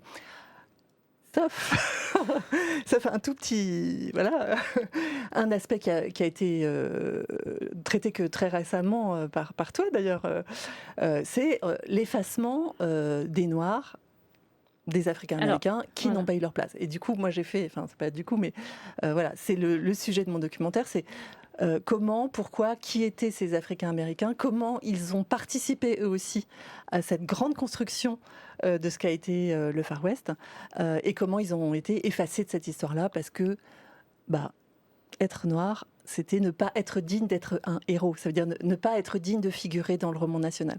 Et comment aujourd'hui on est capable d'entendre ça, parce que c'est bon, ça a été effacé, mais ce qui est quand même génial, c'est de se dire voilà, aujourd'hui on est capable d'entendre cette histoire, donc racontons-la. Et justement, parce que voilà, il y a quelque chose qu'on ne sait pas. Moi, personnellement, alors, je vous dis toute la vérité, je ne connaissais pas grand-chose au cow-boy. J'avais déjà lu Lucky Luke, mais sans plus. Et j'ai découvert en préparant cette émission qu'il y avait, en fait, c'est un tiers ou un quart, ça dépend des sources, des cow-boys à l'époque. Donc, on parle de l'Amérique à l'ouest au 19e siècle. Donc, un quart des cow-boys qui étaient noirs. En 1875, voilà. Ouais. C'est-à-dire 10 ans après la guerre de sécession. C'est énorme. Et le reste, peut-être la majorité du reste, était plutôt latino. Oui, et donc, en fait, aussi. le blanc John Wayne aux yeux bleus, qui est le type, je dirais, le stéréotype du cow-boy Marlboro et des westerns de Hollywood, il est presque minoritaire, en fait, dans ces populations. Oui, puis surtout, c'est un miséreux. C'est-à-dire que c'est quelqu'un qui a pas. C'est un prolo. C'est pourquoi non mais enfin, c'est peut-être dit un peu crûment, pardon. Pourquoi ça résume bien. Pourquoi un tiers ou un quart des cow-boys étaient noirs? C'est parce qu'en fait, c'était terrible. C'était un travail d'esclave au départ de s'occuper des chevaux. C'est ça. Pour rappel, c'était des gens qui étaient chargés de transporter le bétail, justement pour qu'il soit vendu plus au nord et au nord-est des États-Unis, où il y avait besoin de viande. Et donc, voilà, c'était effectivement. Parce que le terme lui-même n'est pas glamour. Un cowboy, ça veut dire garçon vaché. Oui, donc voilà. C'est sûr que traduit en français, ça perd du côté un peu scintillant. Mais en fait, moi, pour rebondir sur ce que vous venez de dire tous les deux, sauf si tu n'as pas terminé, je ne voudrais pas te couper. Moi, je suis allée dans l'Ouest. Bon, ça fait très longtemps que j'y vais. Maintenant, je passe tous mes étés, entre 2 et 3 mois par an, dans le Montana en particulier, mais dans cette région de l'Ouest. Et quand j'y suis allée, j'ai été évidemment attirée par le mythe. Depuis l'enfant, j'étais attirée, pas forcément par les cow-boys, mais moi, c'était surtout par les Indiens. Par le côté résilience, résistance de ces populations qui, en fait, malgré les massacres, malgré le génocide amérindien, réussissaient à survivre, à rebondir. Et du coup, je suis allée dans cet ouest-là. Mais avant d'y aller, je me suis renseignée. Donc, j'ai demandé autour de moi à des amis américains. Je leur ai dit, quel est à votre sens l'endroit où on peut encore sentir battre le pouls de l'Amérique? Parce que c'était en 2016. C'était à l'époque où Trump était en train d'accéder à la présidence des États-Unis. Voilà, et je reconnaissais plus cette Amérique que j'adorais, en fait, avec sa générosité, avec son enthousiasme, avec son optimisme. Et un ami qui est un des photographes légendaires de National Geographic, qui est un vieux monsieur qui a presque 90 ans et qui a une connaissance intime et profonde de l'Ouest dans sa diversité, m'a dit, écoute, va dans cette région, le Montana, parce que là-bas, des Rocheuses aux Grandes Plaines, tu feras l'expérience de ce qu'est l'Ouest authentique. Et donc, j'y suis allée. Et mes premières images, ça a été effectivement des gens à cheval avec Stetson ou des gens en pick-up avec le chien devant qui hume l'air et donc des troupeaux de vaches, des troupeaux de bisons aussi. Les bisons sont en train de revenir dans l'Ouest et des Amérindiens qui m'ont accueilli. Bon, maintenant, comme j'y vais depuis presque 9 ans, j'ai été adoptée par une famille Blackfeet. Donc les Blackfeet, c'est une population qu'on a vue dans certains films parce que c'était des guerriers qui étaient réputés pour être féroces, mais ils existent toujours et leur esprit de guerrier et de résistance a fait qu'ils ont réussi à... ils sont en voie, disent-ils, de guérison par rapport à tous les traumatismes du passé et malgré l'oppression économique qui continue encore dans les réserves aujourd'hui. Il y a un truc qui m'a vachement étonné d'ailleurs par rapport à ces populations indiennes. et ce peuple des Blancs américains, des ranchs, ce monde agricole, en fait, et de l'élevage, dans tout ils appellent ça le Heartland, en fait, vraiment le cœur de l'Amérique. C'est aussi bien le Far West que le Midwest, de certaines régions du nord du Midwest. Bon. Et en fait, ils sont comme Lucky Luke. Ils ont vu le monde entier. La série Lucky Luke, elle est traduite dans toutes les langues, elle est connue, elle est adorée en Turquie, en Iran, en Afrique. Voilà, c'est presque les États-Unis qui le connaissent le moins d'ailleurs. Et en fin de compte, quand on parle aux gens sur place, notre image, nous, un peu qu'on a depuis l'Europe, depuis la France, c'est des cutéreux qui connaissent rien, qui pensent que la Terre est plate, qui pensent que les dinosaures ont jamais existé. C'est la vision un peu stéréotypée qu'on a de l'électorat pauvre de Trump, etc. Alors que finalement, moi, les gens que j'ai rencontrés, ils connaissent beaucoup plus le vaste monde que la plupart des Américains qui vivent dans les périphéries des grandes villes, des grandes conurbations américaines, parce qu'en fait, justement, c'est énormément des soldats. Et en fait, il n'y a pas une famille blanche ou indienne où il n'y a pas plusieurs membres, plusieurs garçons de la famille qui ont servi dans les Marines, qui ont servi en Irak, dans la Capissa en Afghanistan, qui ont servi en Libye, etc. Et ils ont été projetés sur tous les théâtres extérieurs d'intervention militaire américaine parce qu'ils ont cette culture guerrière. En tout cas, c'est vrai pour les Blackfeet, c'est vrai pour les Sioux, c'est vrai pour les Apaches. Il y a plein de peuples qui ont cette tradition guerrière, qui ne peuvent plus incarner aujourd'hui voilà, de manière traditionnelle. Donc, en fait, ils s'enrôlent dans l'armée américaine. De même que voilà, les Blancs des ranchs. Et donc, ils ont des souvenirs d'Afghanistan, des souvenirs d'Irak. Et ils ont entendu, ils se sont frottés à beaucoup plus de peuples qu'on ne pourrait croire. Donc, c'est ce paradoxe-là auquel on ne s'attend pas forcément d'ailleurs. Et en fait, dans ton documentaire, dans un des épisodes, je crois que c'est le 2e épisode, on voit très bien des Amérindiens témoigner. Parce qu'effectivement, on peut se demander pourquoi ils s'enrôlent dans l'armée américaine. Parce que c'est quand même l'armée américaine en partie qui les a décimés. Oui, les colons. Et il y a ce monsieur qui est le descendant de David Bald Eagle, que j'ai rencontré il y a très longtemps, donc je ne connaissais pas son fils. C'est un chef Lakota. Ouais, très respecté, très connu, un leader spirituel, et qui dit qu'en fait, c'est vrai qu'ils ont cette tradition guerrière, et aussi ils s'enrôlent dans l'armée qui est américaine, mais c'est pour défendre leur territoire aussi, leur famille, et c'est une question d'honneur et de tradition. Alors, il y a une question dans le chat à propos justement des Amérindiens. JDFDJ qui nous dit qu'il y aurait 65% des Amérindiens qui ont voté pour Donald Trump, encore plus que les Blancs. Et comment est-ce que vous l'expliquez? Alors, est-ce que vous avez déjà ce chiffre-là? Oui, en fait, c'est un chiffre qui a été démenti par les Amérindiens eux-mêmes. D'accord. Il y a une influenceuse, mais qui est aussi podcasteuse, qui s'appelle Rebecca Nagel, et elle a son Instagram, je pense que c'est Rebecca Nagel pour ceux que ça intéresse. Et elle a écrit un livre récemment, et en fait, dans sa série de podcasts, elle parle de son peuple et de son expérience personnelle, qui est similaire un peu à celle des Osage. Si vous vous souvenez du film Killers of the Flower Moon de Scorsese, sa famille, elle a des histoires personnelles de famille qui ont été assassinées, de membres de sa famille, et elle a démenti ce chiffre en disant que c'était une honte parce que les statistiques, en fait, c'est très difficile de recenser le vote des Amérindiens parce que déjà tous les Amérindiens ne votent pas. Oui. Les Amérindiens, quand on parle d'Amérindiens, ça inclut quand même une population multiple, c'est plus de 570 nations, donc ça veut dire des gens avec des langues, des cultures différentes.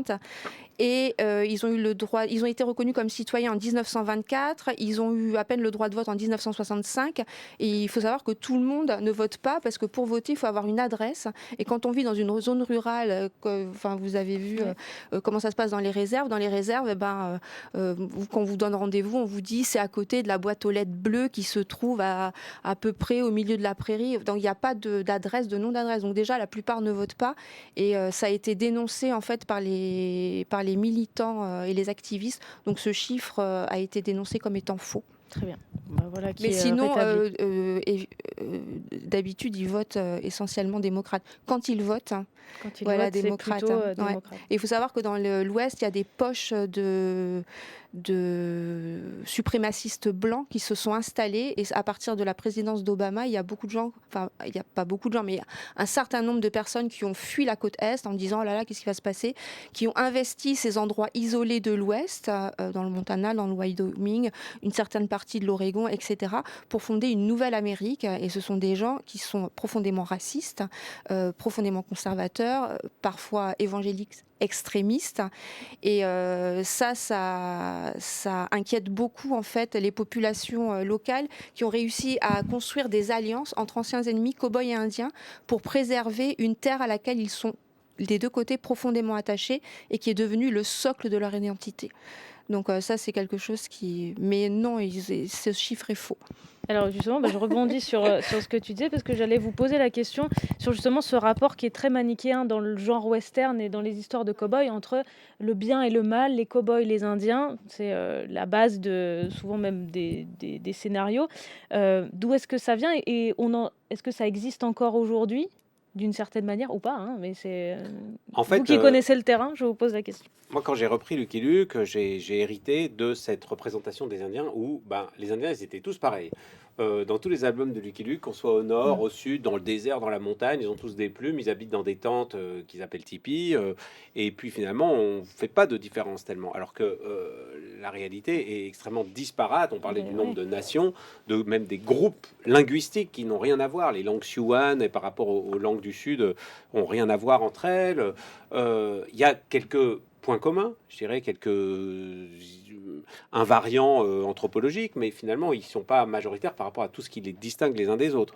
C'était quoi le départ ? C'était d'où vient cette binarité, voilà, cette et donc c'est une réalité extrêmement multiple de lieux, de cultures, d'habitats, voilà.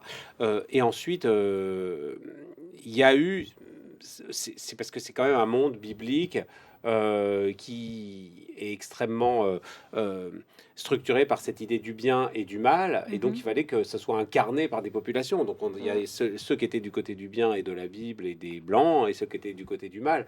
Mais c'est vrai que finalement, c'est une représentation culturelle qui n'a que très peu rapport avec la réalité.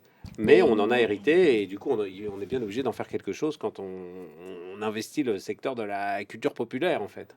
Mais c'est vrai que si on regarde l'histoire, vraiment ce qui s'est passé dans la réalité, et puis l'histoire qu'on a racontée, on voit vraiment que dans l'histoire qu'on a racontée, on a accepté de complexifier de plus en plus. C'est-à-dire qu'au départ, la première histoire, c'est les colons arrivent dans un pays vide. Ça, c'est le phase 1 de l'histoire.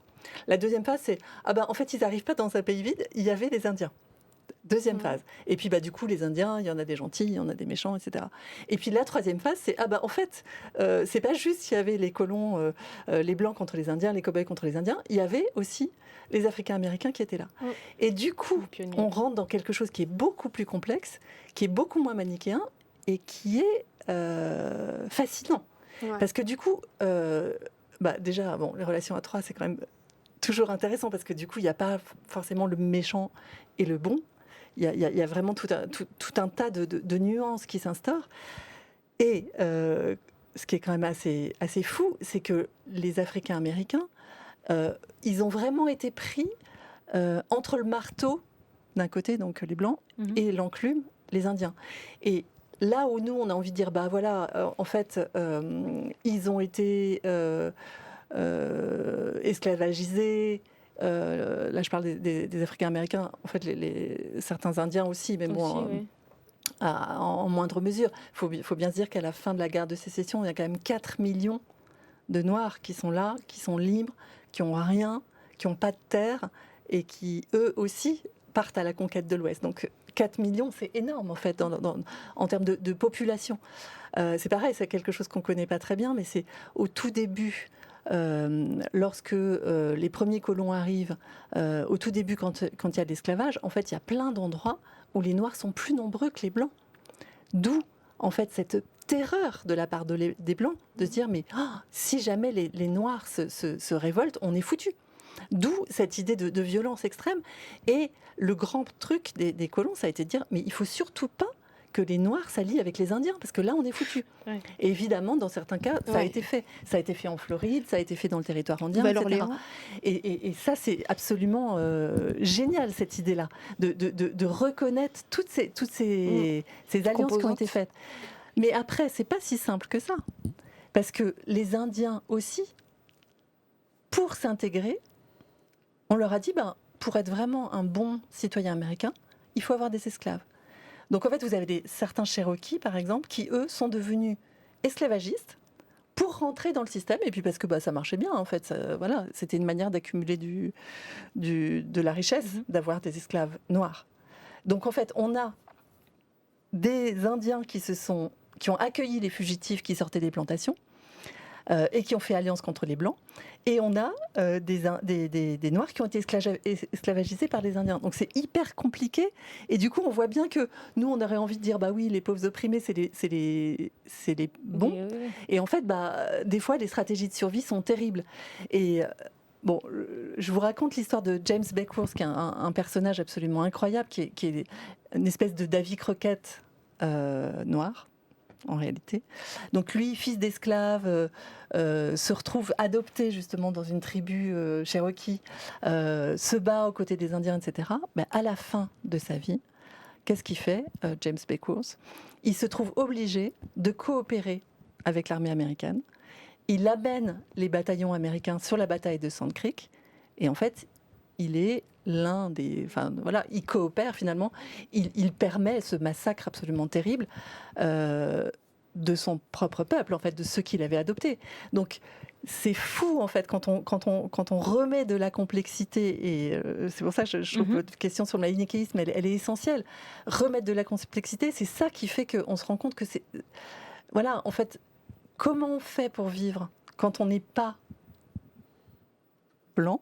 Encore aujourd'hui, les historiens qui étudient cette histoire-là, les historiens noirs, par exemple, Art Burton, qui est un des personnages de mon film, lui dit, voilà, moi je reçois encore aujourd'hui des menaces de mort.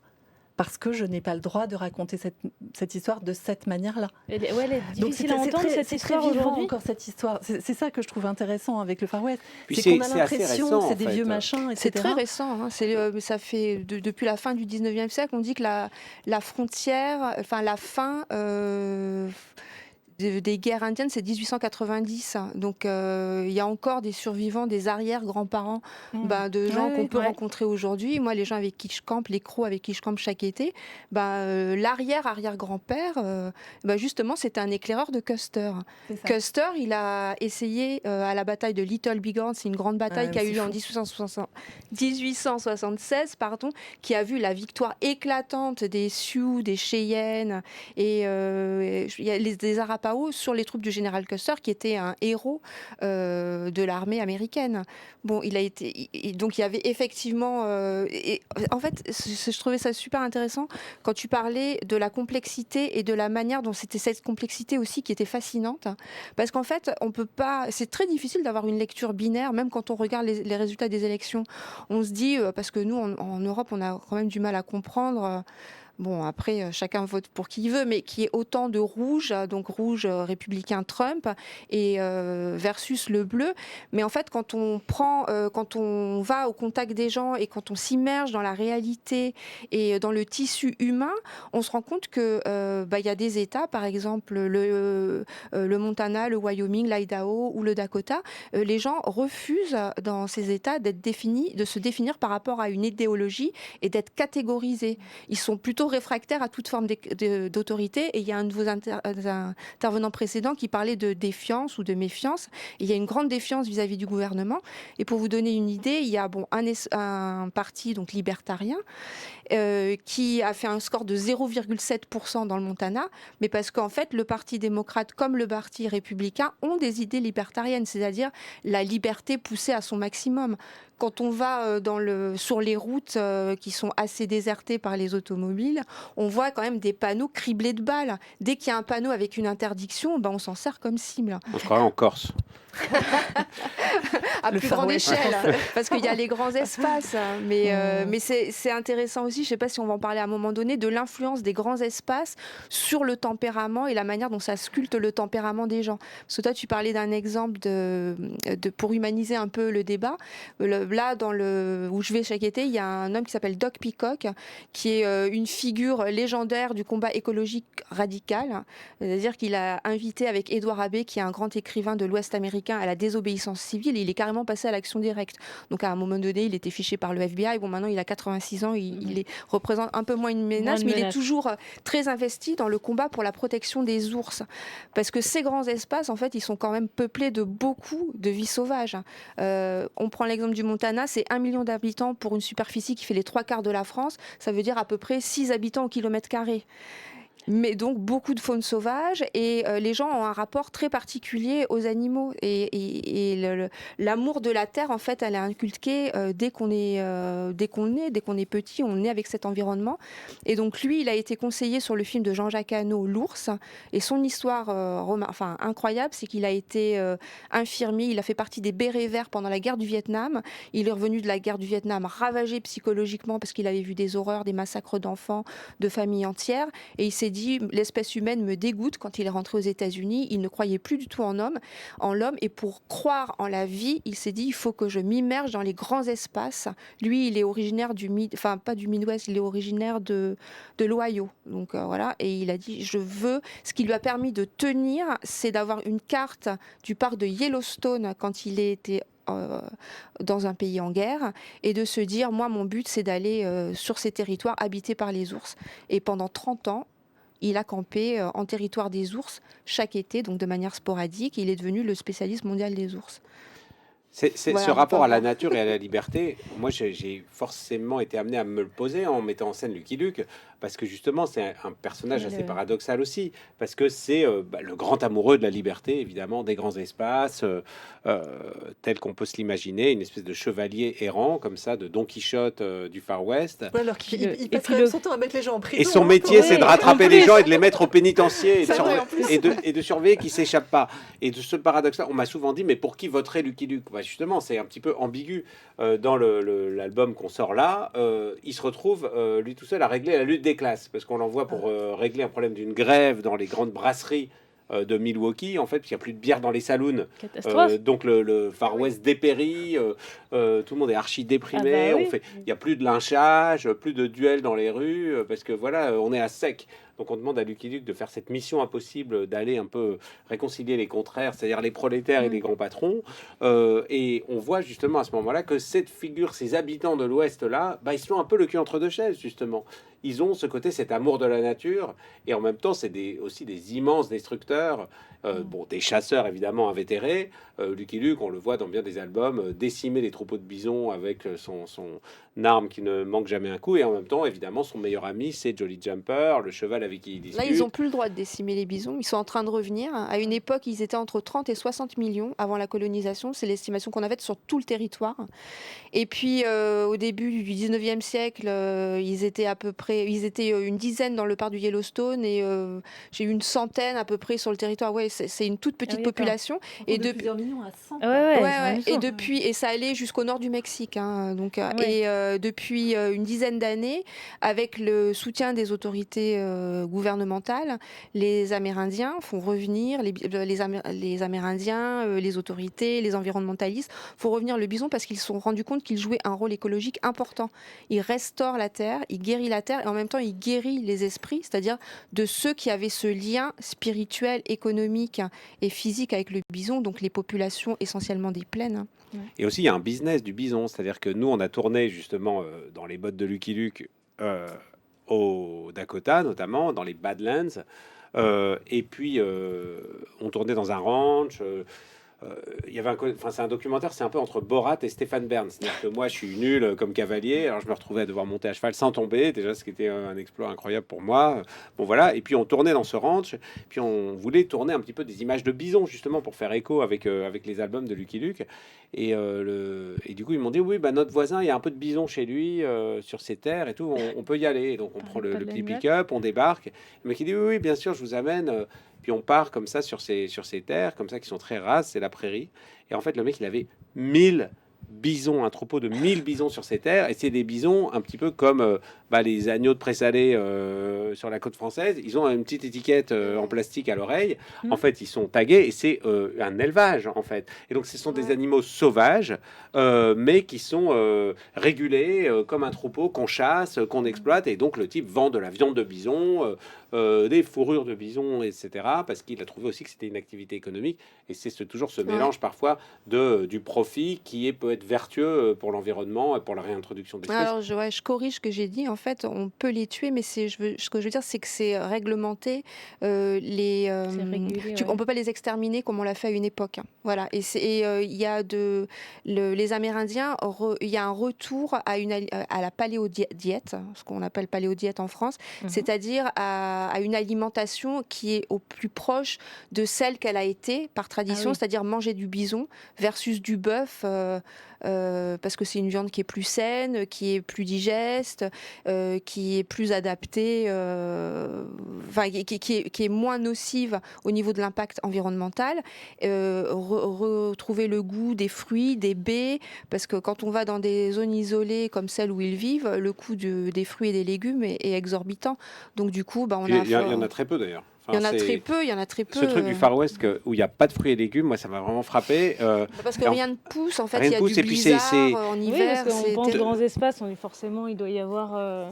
Et en fait, il y a eu une loi dans les années 80 sous Reagan, que Reagan a poussé en fait, qui était de dire que pour les menus dans les écoles aux États-Unis, il fallait qu'il y ait au moins un fruit ou un légume dans les menus.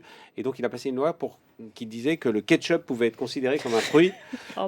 Et donc ça a suffi pour valider des menus dans les écoles. Parfait. Super loi. Alors, je voulais revenir un petit peu sur l'élevage du cow-boy. Juste un truc. Verco nous dit dans le chat, il me semble que l'abattage des bisons était une stratégie pour anéantir les Amérindiens. Info ou intox? Oui, en fait, oui, c'était pour les forcer à se sédentariser. Oui. Il y a eu plusieurs paramètres, c'est-à-dire qu'il y a eu le fait que c'était un commerce lucratif parce qu'on exportait les fourrures sur la côte est, on se servait des sabots pour faire de la colle. En fait, on s'est servi des bisons pour pas mal de choses. Et puis à un moment donné, c'était un commerce tellement lucratif que beaucoup de chasseurs se sont rendus dans l'Ouest et que à un moment donné, c'était les langues de bison aussi qui étaient un mets très raffiné et apprécié sur la côte Est. Donc en fait, les Indiens dans les plaines se sont retrouvés avec des bisons, des carcasses qui pourrissaient parce qu'on utilisait, enfin les Blancs, en tout cas ceux qui chassaient, n'utilisaient que la langue ou que la fourrure ou quand c'était en fonction des modes, alors qu'eux utilisaient chaque partie du bison. Mais c'est vrai qu'il y a eu une volonté à un moment donné de les sédentariser quand le gouvernement a vu qu'il n'y parviendrait pas. Et parmi les dernières tribus peuples qui ont été contraints à la sédentarisation, il y a les Lakota Sioux dont tu parles aussi dans le documentaire, qui étaient, les Sioux, c'est une connotation, j'aime pas les appeler Sioux, mais en tout cas on les connaît sous le nom des Sioux, mais c'est les Nakota, les Dakota et les Lakota qui ont été contraints d'être sédentarisés parce que ils ne pouvaient plus vivre de la chasse. Autrefois, ils nomadisaient, donc ils traversaient des territoires, ils suivaient les migrations du bison, mais à partir du moment où ils ont été sédentarisés, l'armée américaine s'est engagée en échange de la sédentarisation de leur fournir des rations et qui ne sont ou jamais arrivées ou qui sont arrivées avariées et qui vont déstructurer un mode de vie, une spiritualité et une économie. Moi c'est avéré, en tout cas dans les mémoires de James Beckwourth, le trappeur noir qui ressemble beaucoup à Davy Crockett. Lui, il dit vraiment que une stratégie pour se débarrasser des Indiens, c'était pas de les tuer parce que ça prendrait trop de temps, donc il valait mieux tuer les bisons. Donc clairement, que c'est le fait de les affamer. Et de leur donner à boire d'ailleurs aussi, c'était vraiment une stratégie. Et ça, c'est une stratégie donc développée par un trappeur noir. C'est ça qui est quand même assez dingue. Et dans Black Far West, il y a une image qui est extrêmement effrayante. Il y a une espèce de pyramide comme ça de crâne de bison avec un homme qui se met au-dessus, mais il est tout petit par rapport à, je sais pas, il y a peut-être des milliers de crânes de bison sur lesquels il est debout, cet homme. Et à l'époque, on était fiers de ça. C'est-à-dire que Buffalo Bill, pourquoi il est connu? Parce qu'il a réussi à tuer 10 000 bisons dans une journée. Super classe. Et puis il est connu en Europe parce qu'il a fait le White Show aussi. Et ça a été le Wild West Show, c'était donc Buffalo Bill, Buffalo, c'est ça en fait. Oui, c'est le Buffalo, c'est celui qui a bison attrapé en le bison, anglais. quoi. Ouais.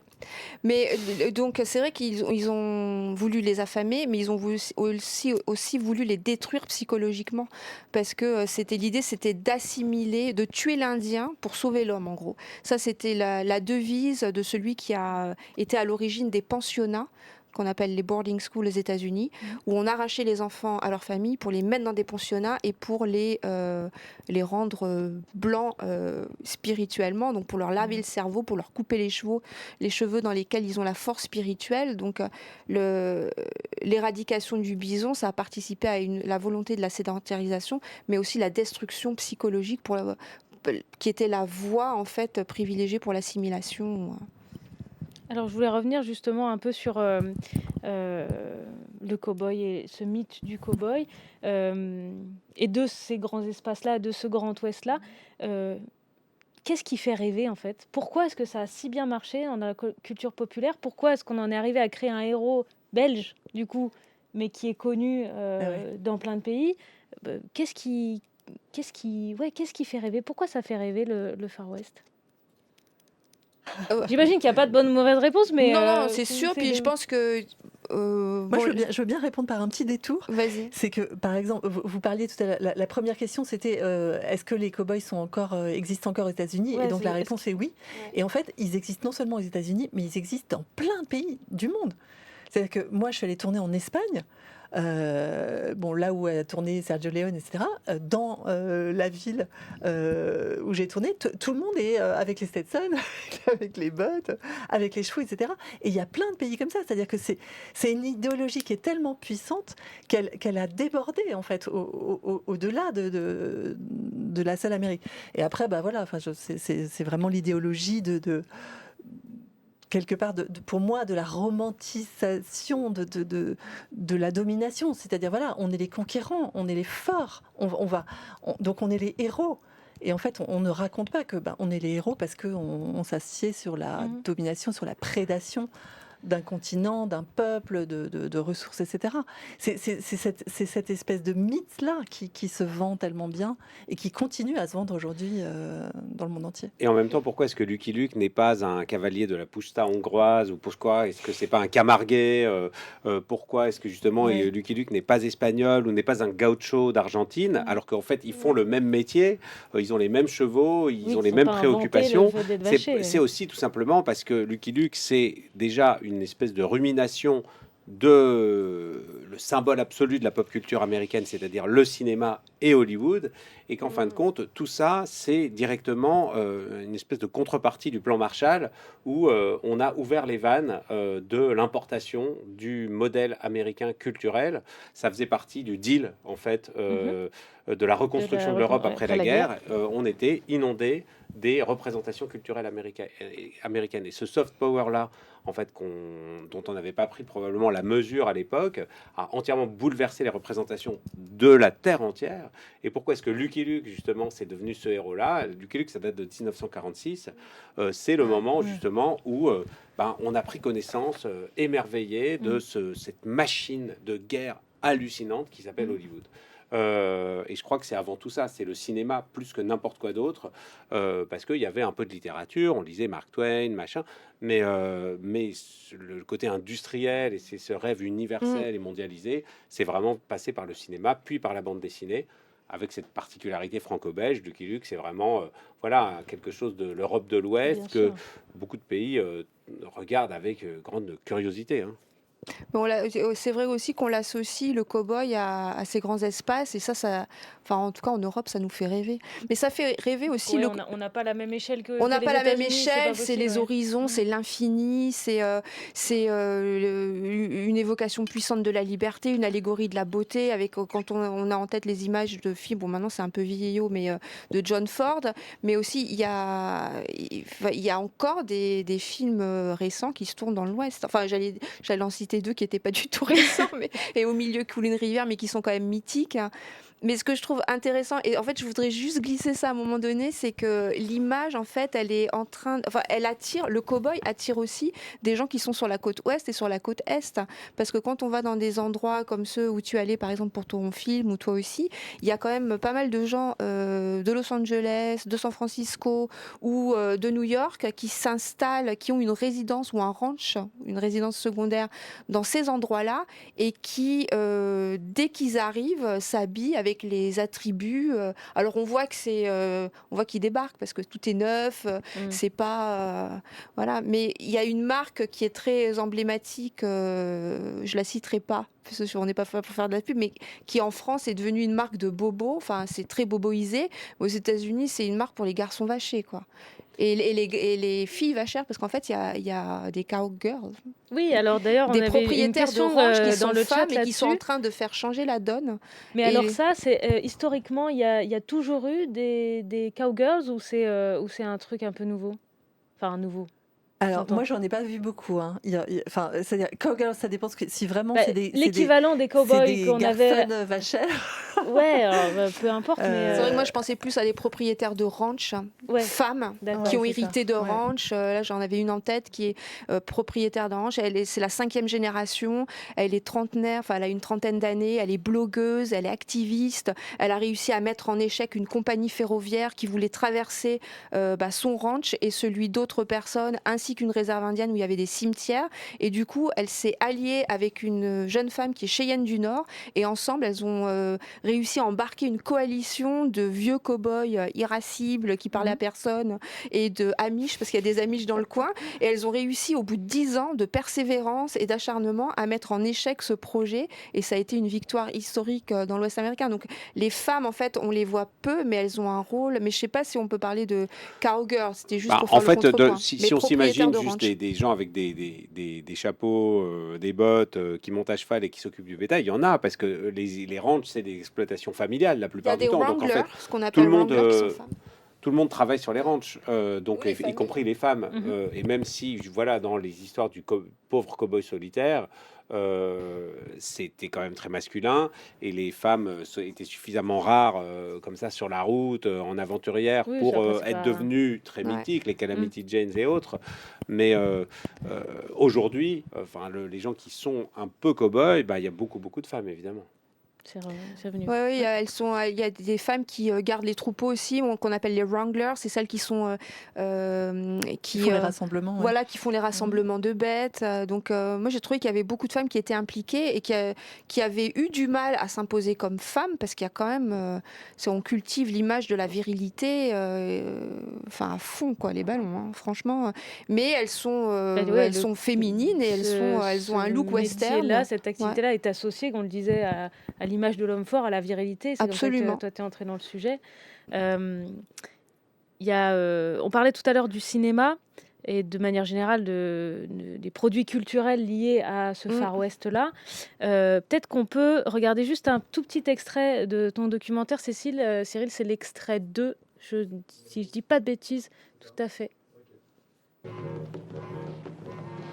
Dans Le shérif est en prison, Mel Brooks raconte avec humour l'histoire d'une famille noire partie s'installer à l'Ouest.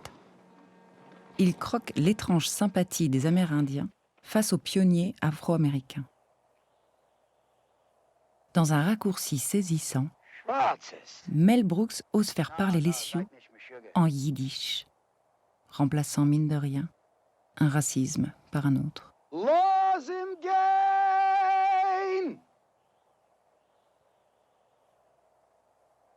Kappa walk, it's all right. Thank you. Thank you. Thank you. Be gesund. Take off.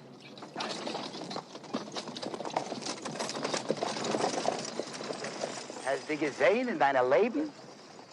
They darker than us. Woof. Donc voilà, le Sioux qui parle en yiddish, moi j'ai trouvé ça complètement incroyable. C'est complètement fou, parce que c'est complètement fou. Ce film, c'est Mel Brooks. Donc, c'est les années 70. Jamais personne n'a compris qu'il y avait des Noirs. Parce qu'à cette époque, il faut bien se dire que, bon, il y a Lucky Luke, mais pour les gens, il y a les Noirs, c'est autant n'emporte le vent. D'accord. Ouais. Et puis après, on fait pas le lien en fait entre les westerns et les Noirs. Donc lui, il arrive, il débarque et il fait une rencontre entre des Indiens et des Noirs. Alors lui, il raconte en plus une histoire complètement vraie, c'est-à-dire que c'est la fin de la guerre de sécession. On est en 1865, il y a 4 millions de Noirs qui sont là et qui sont plus soldats, donc qu'est-ce qu'ils font ? Ils sont démobilisés, hop, ils partent vers l'ouest. Et en fait, du coup, dans les convois, en fait, il y a des Noirs, ils y sont.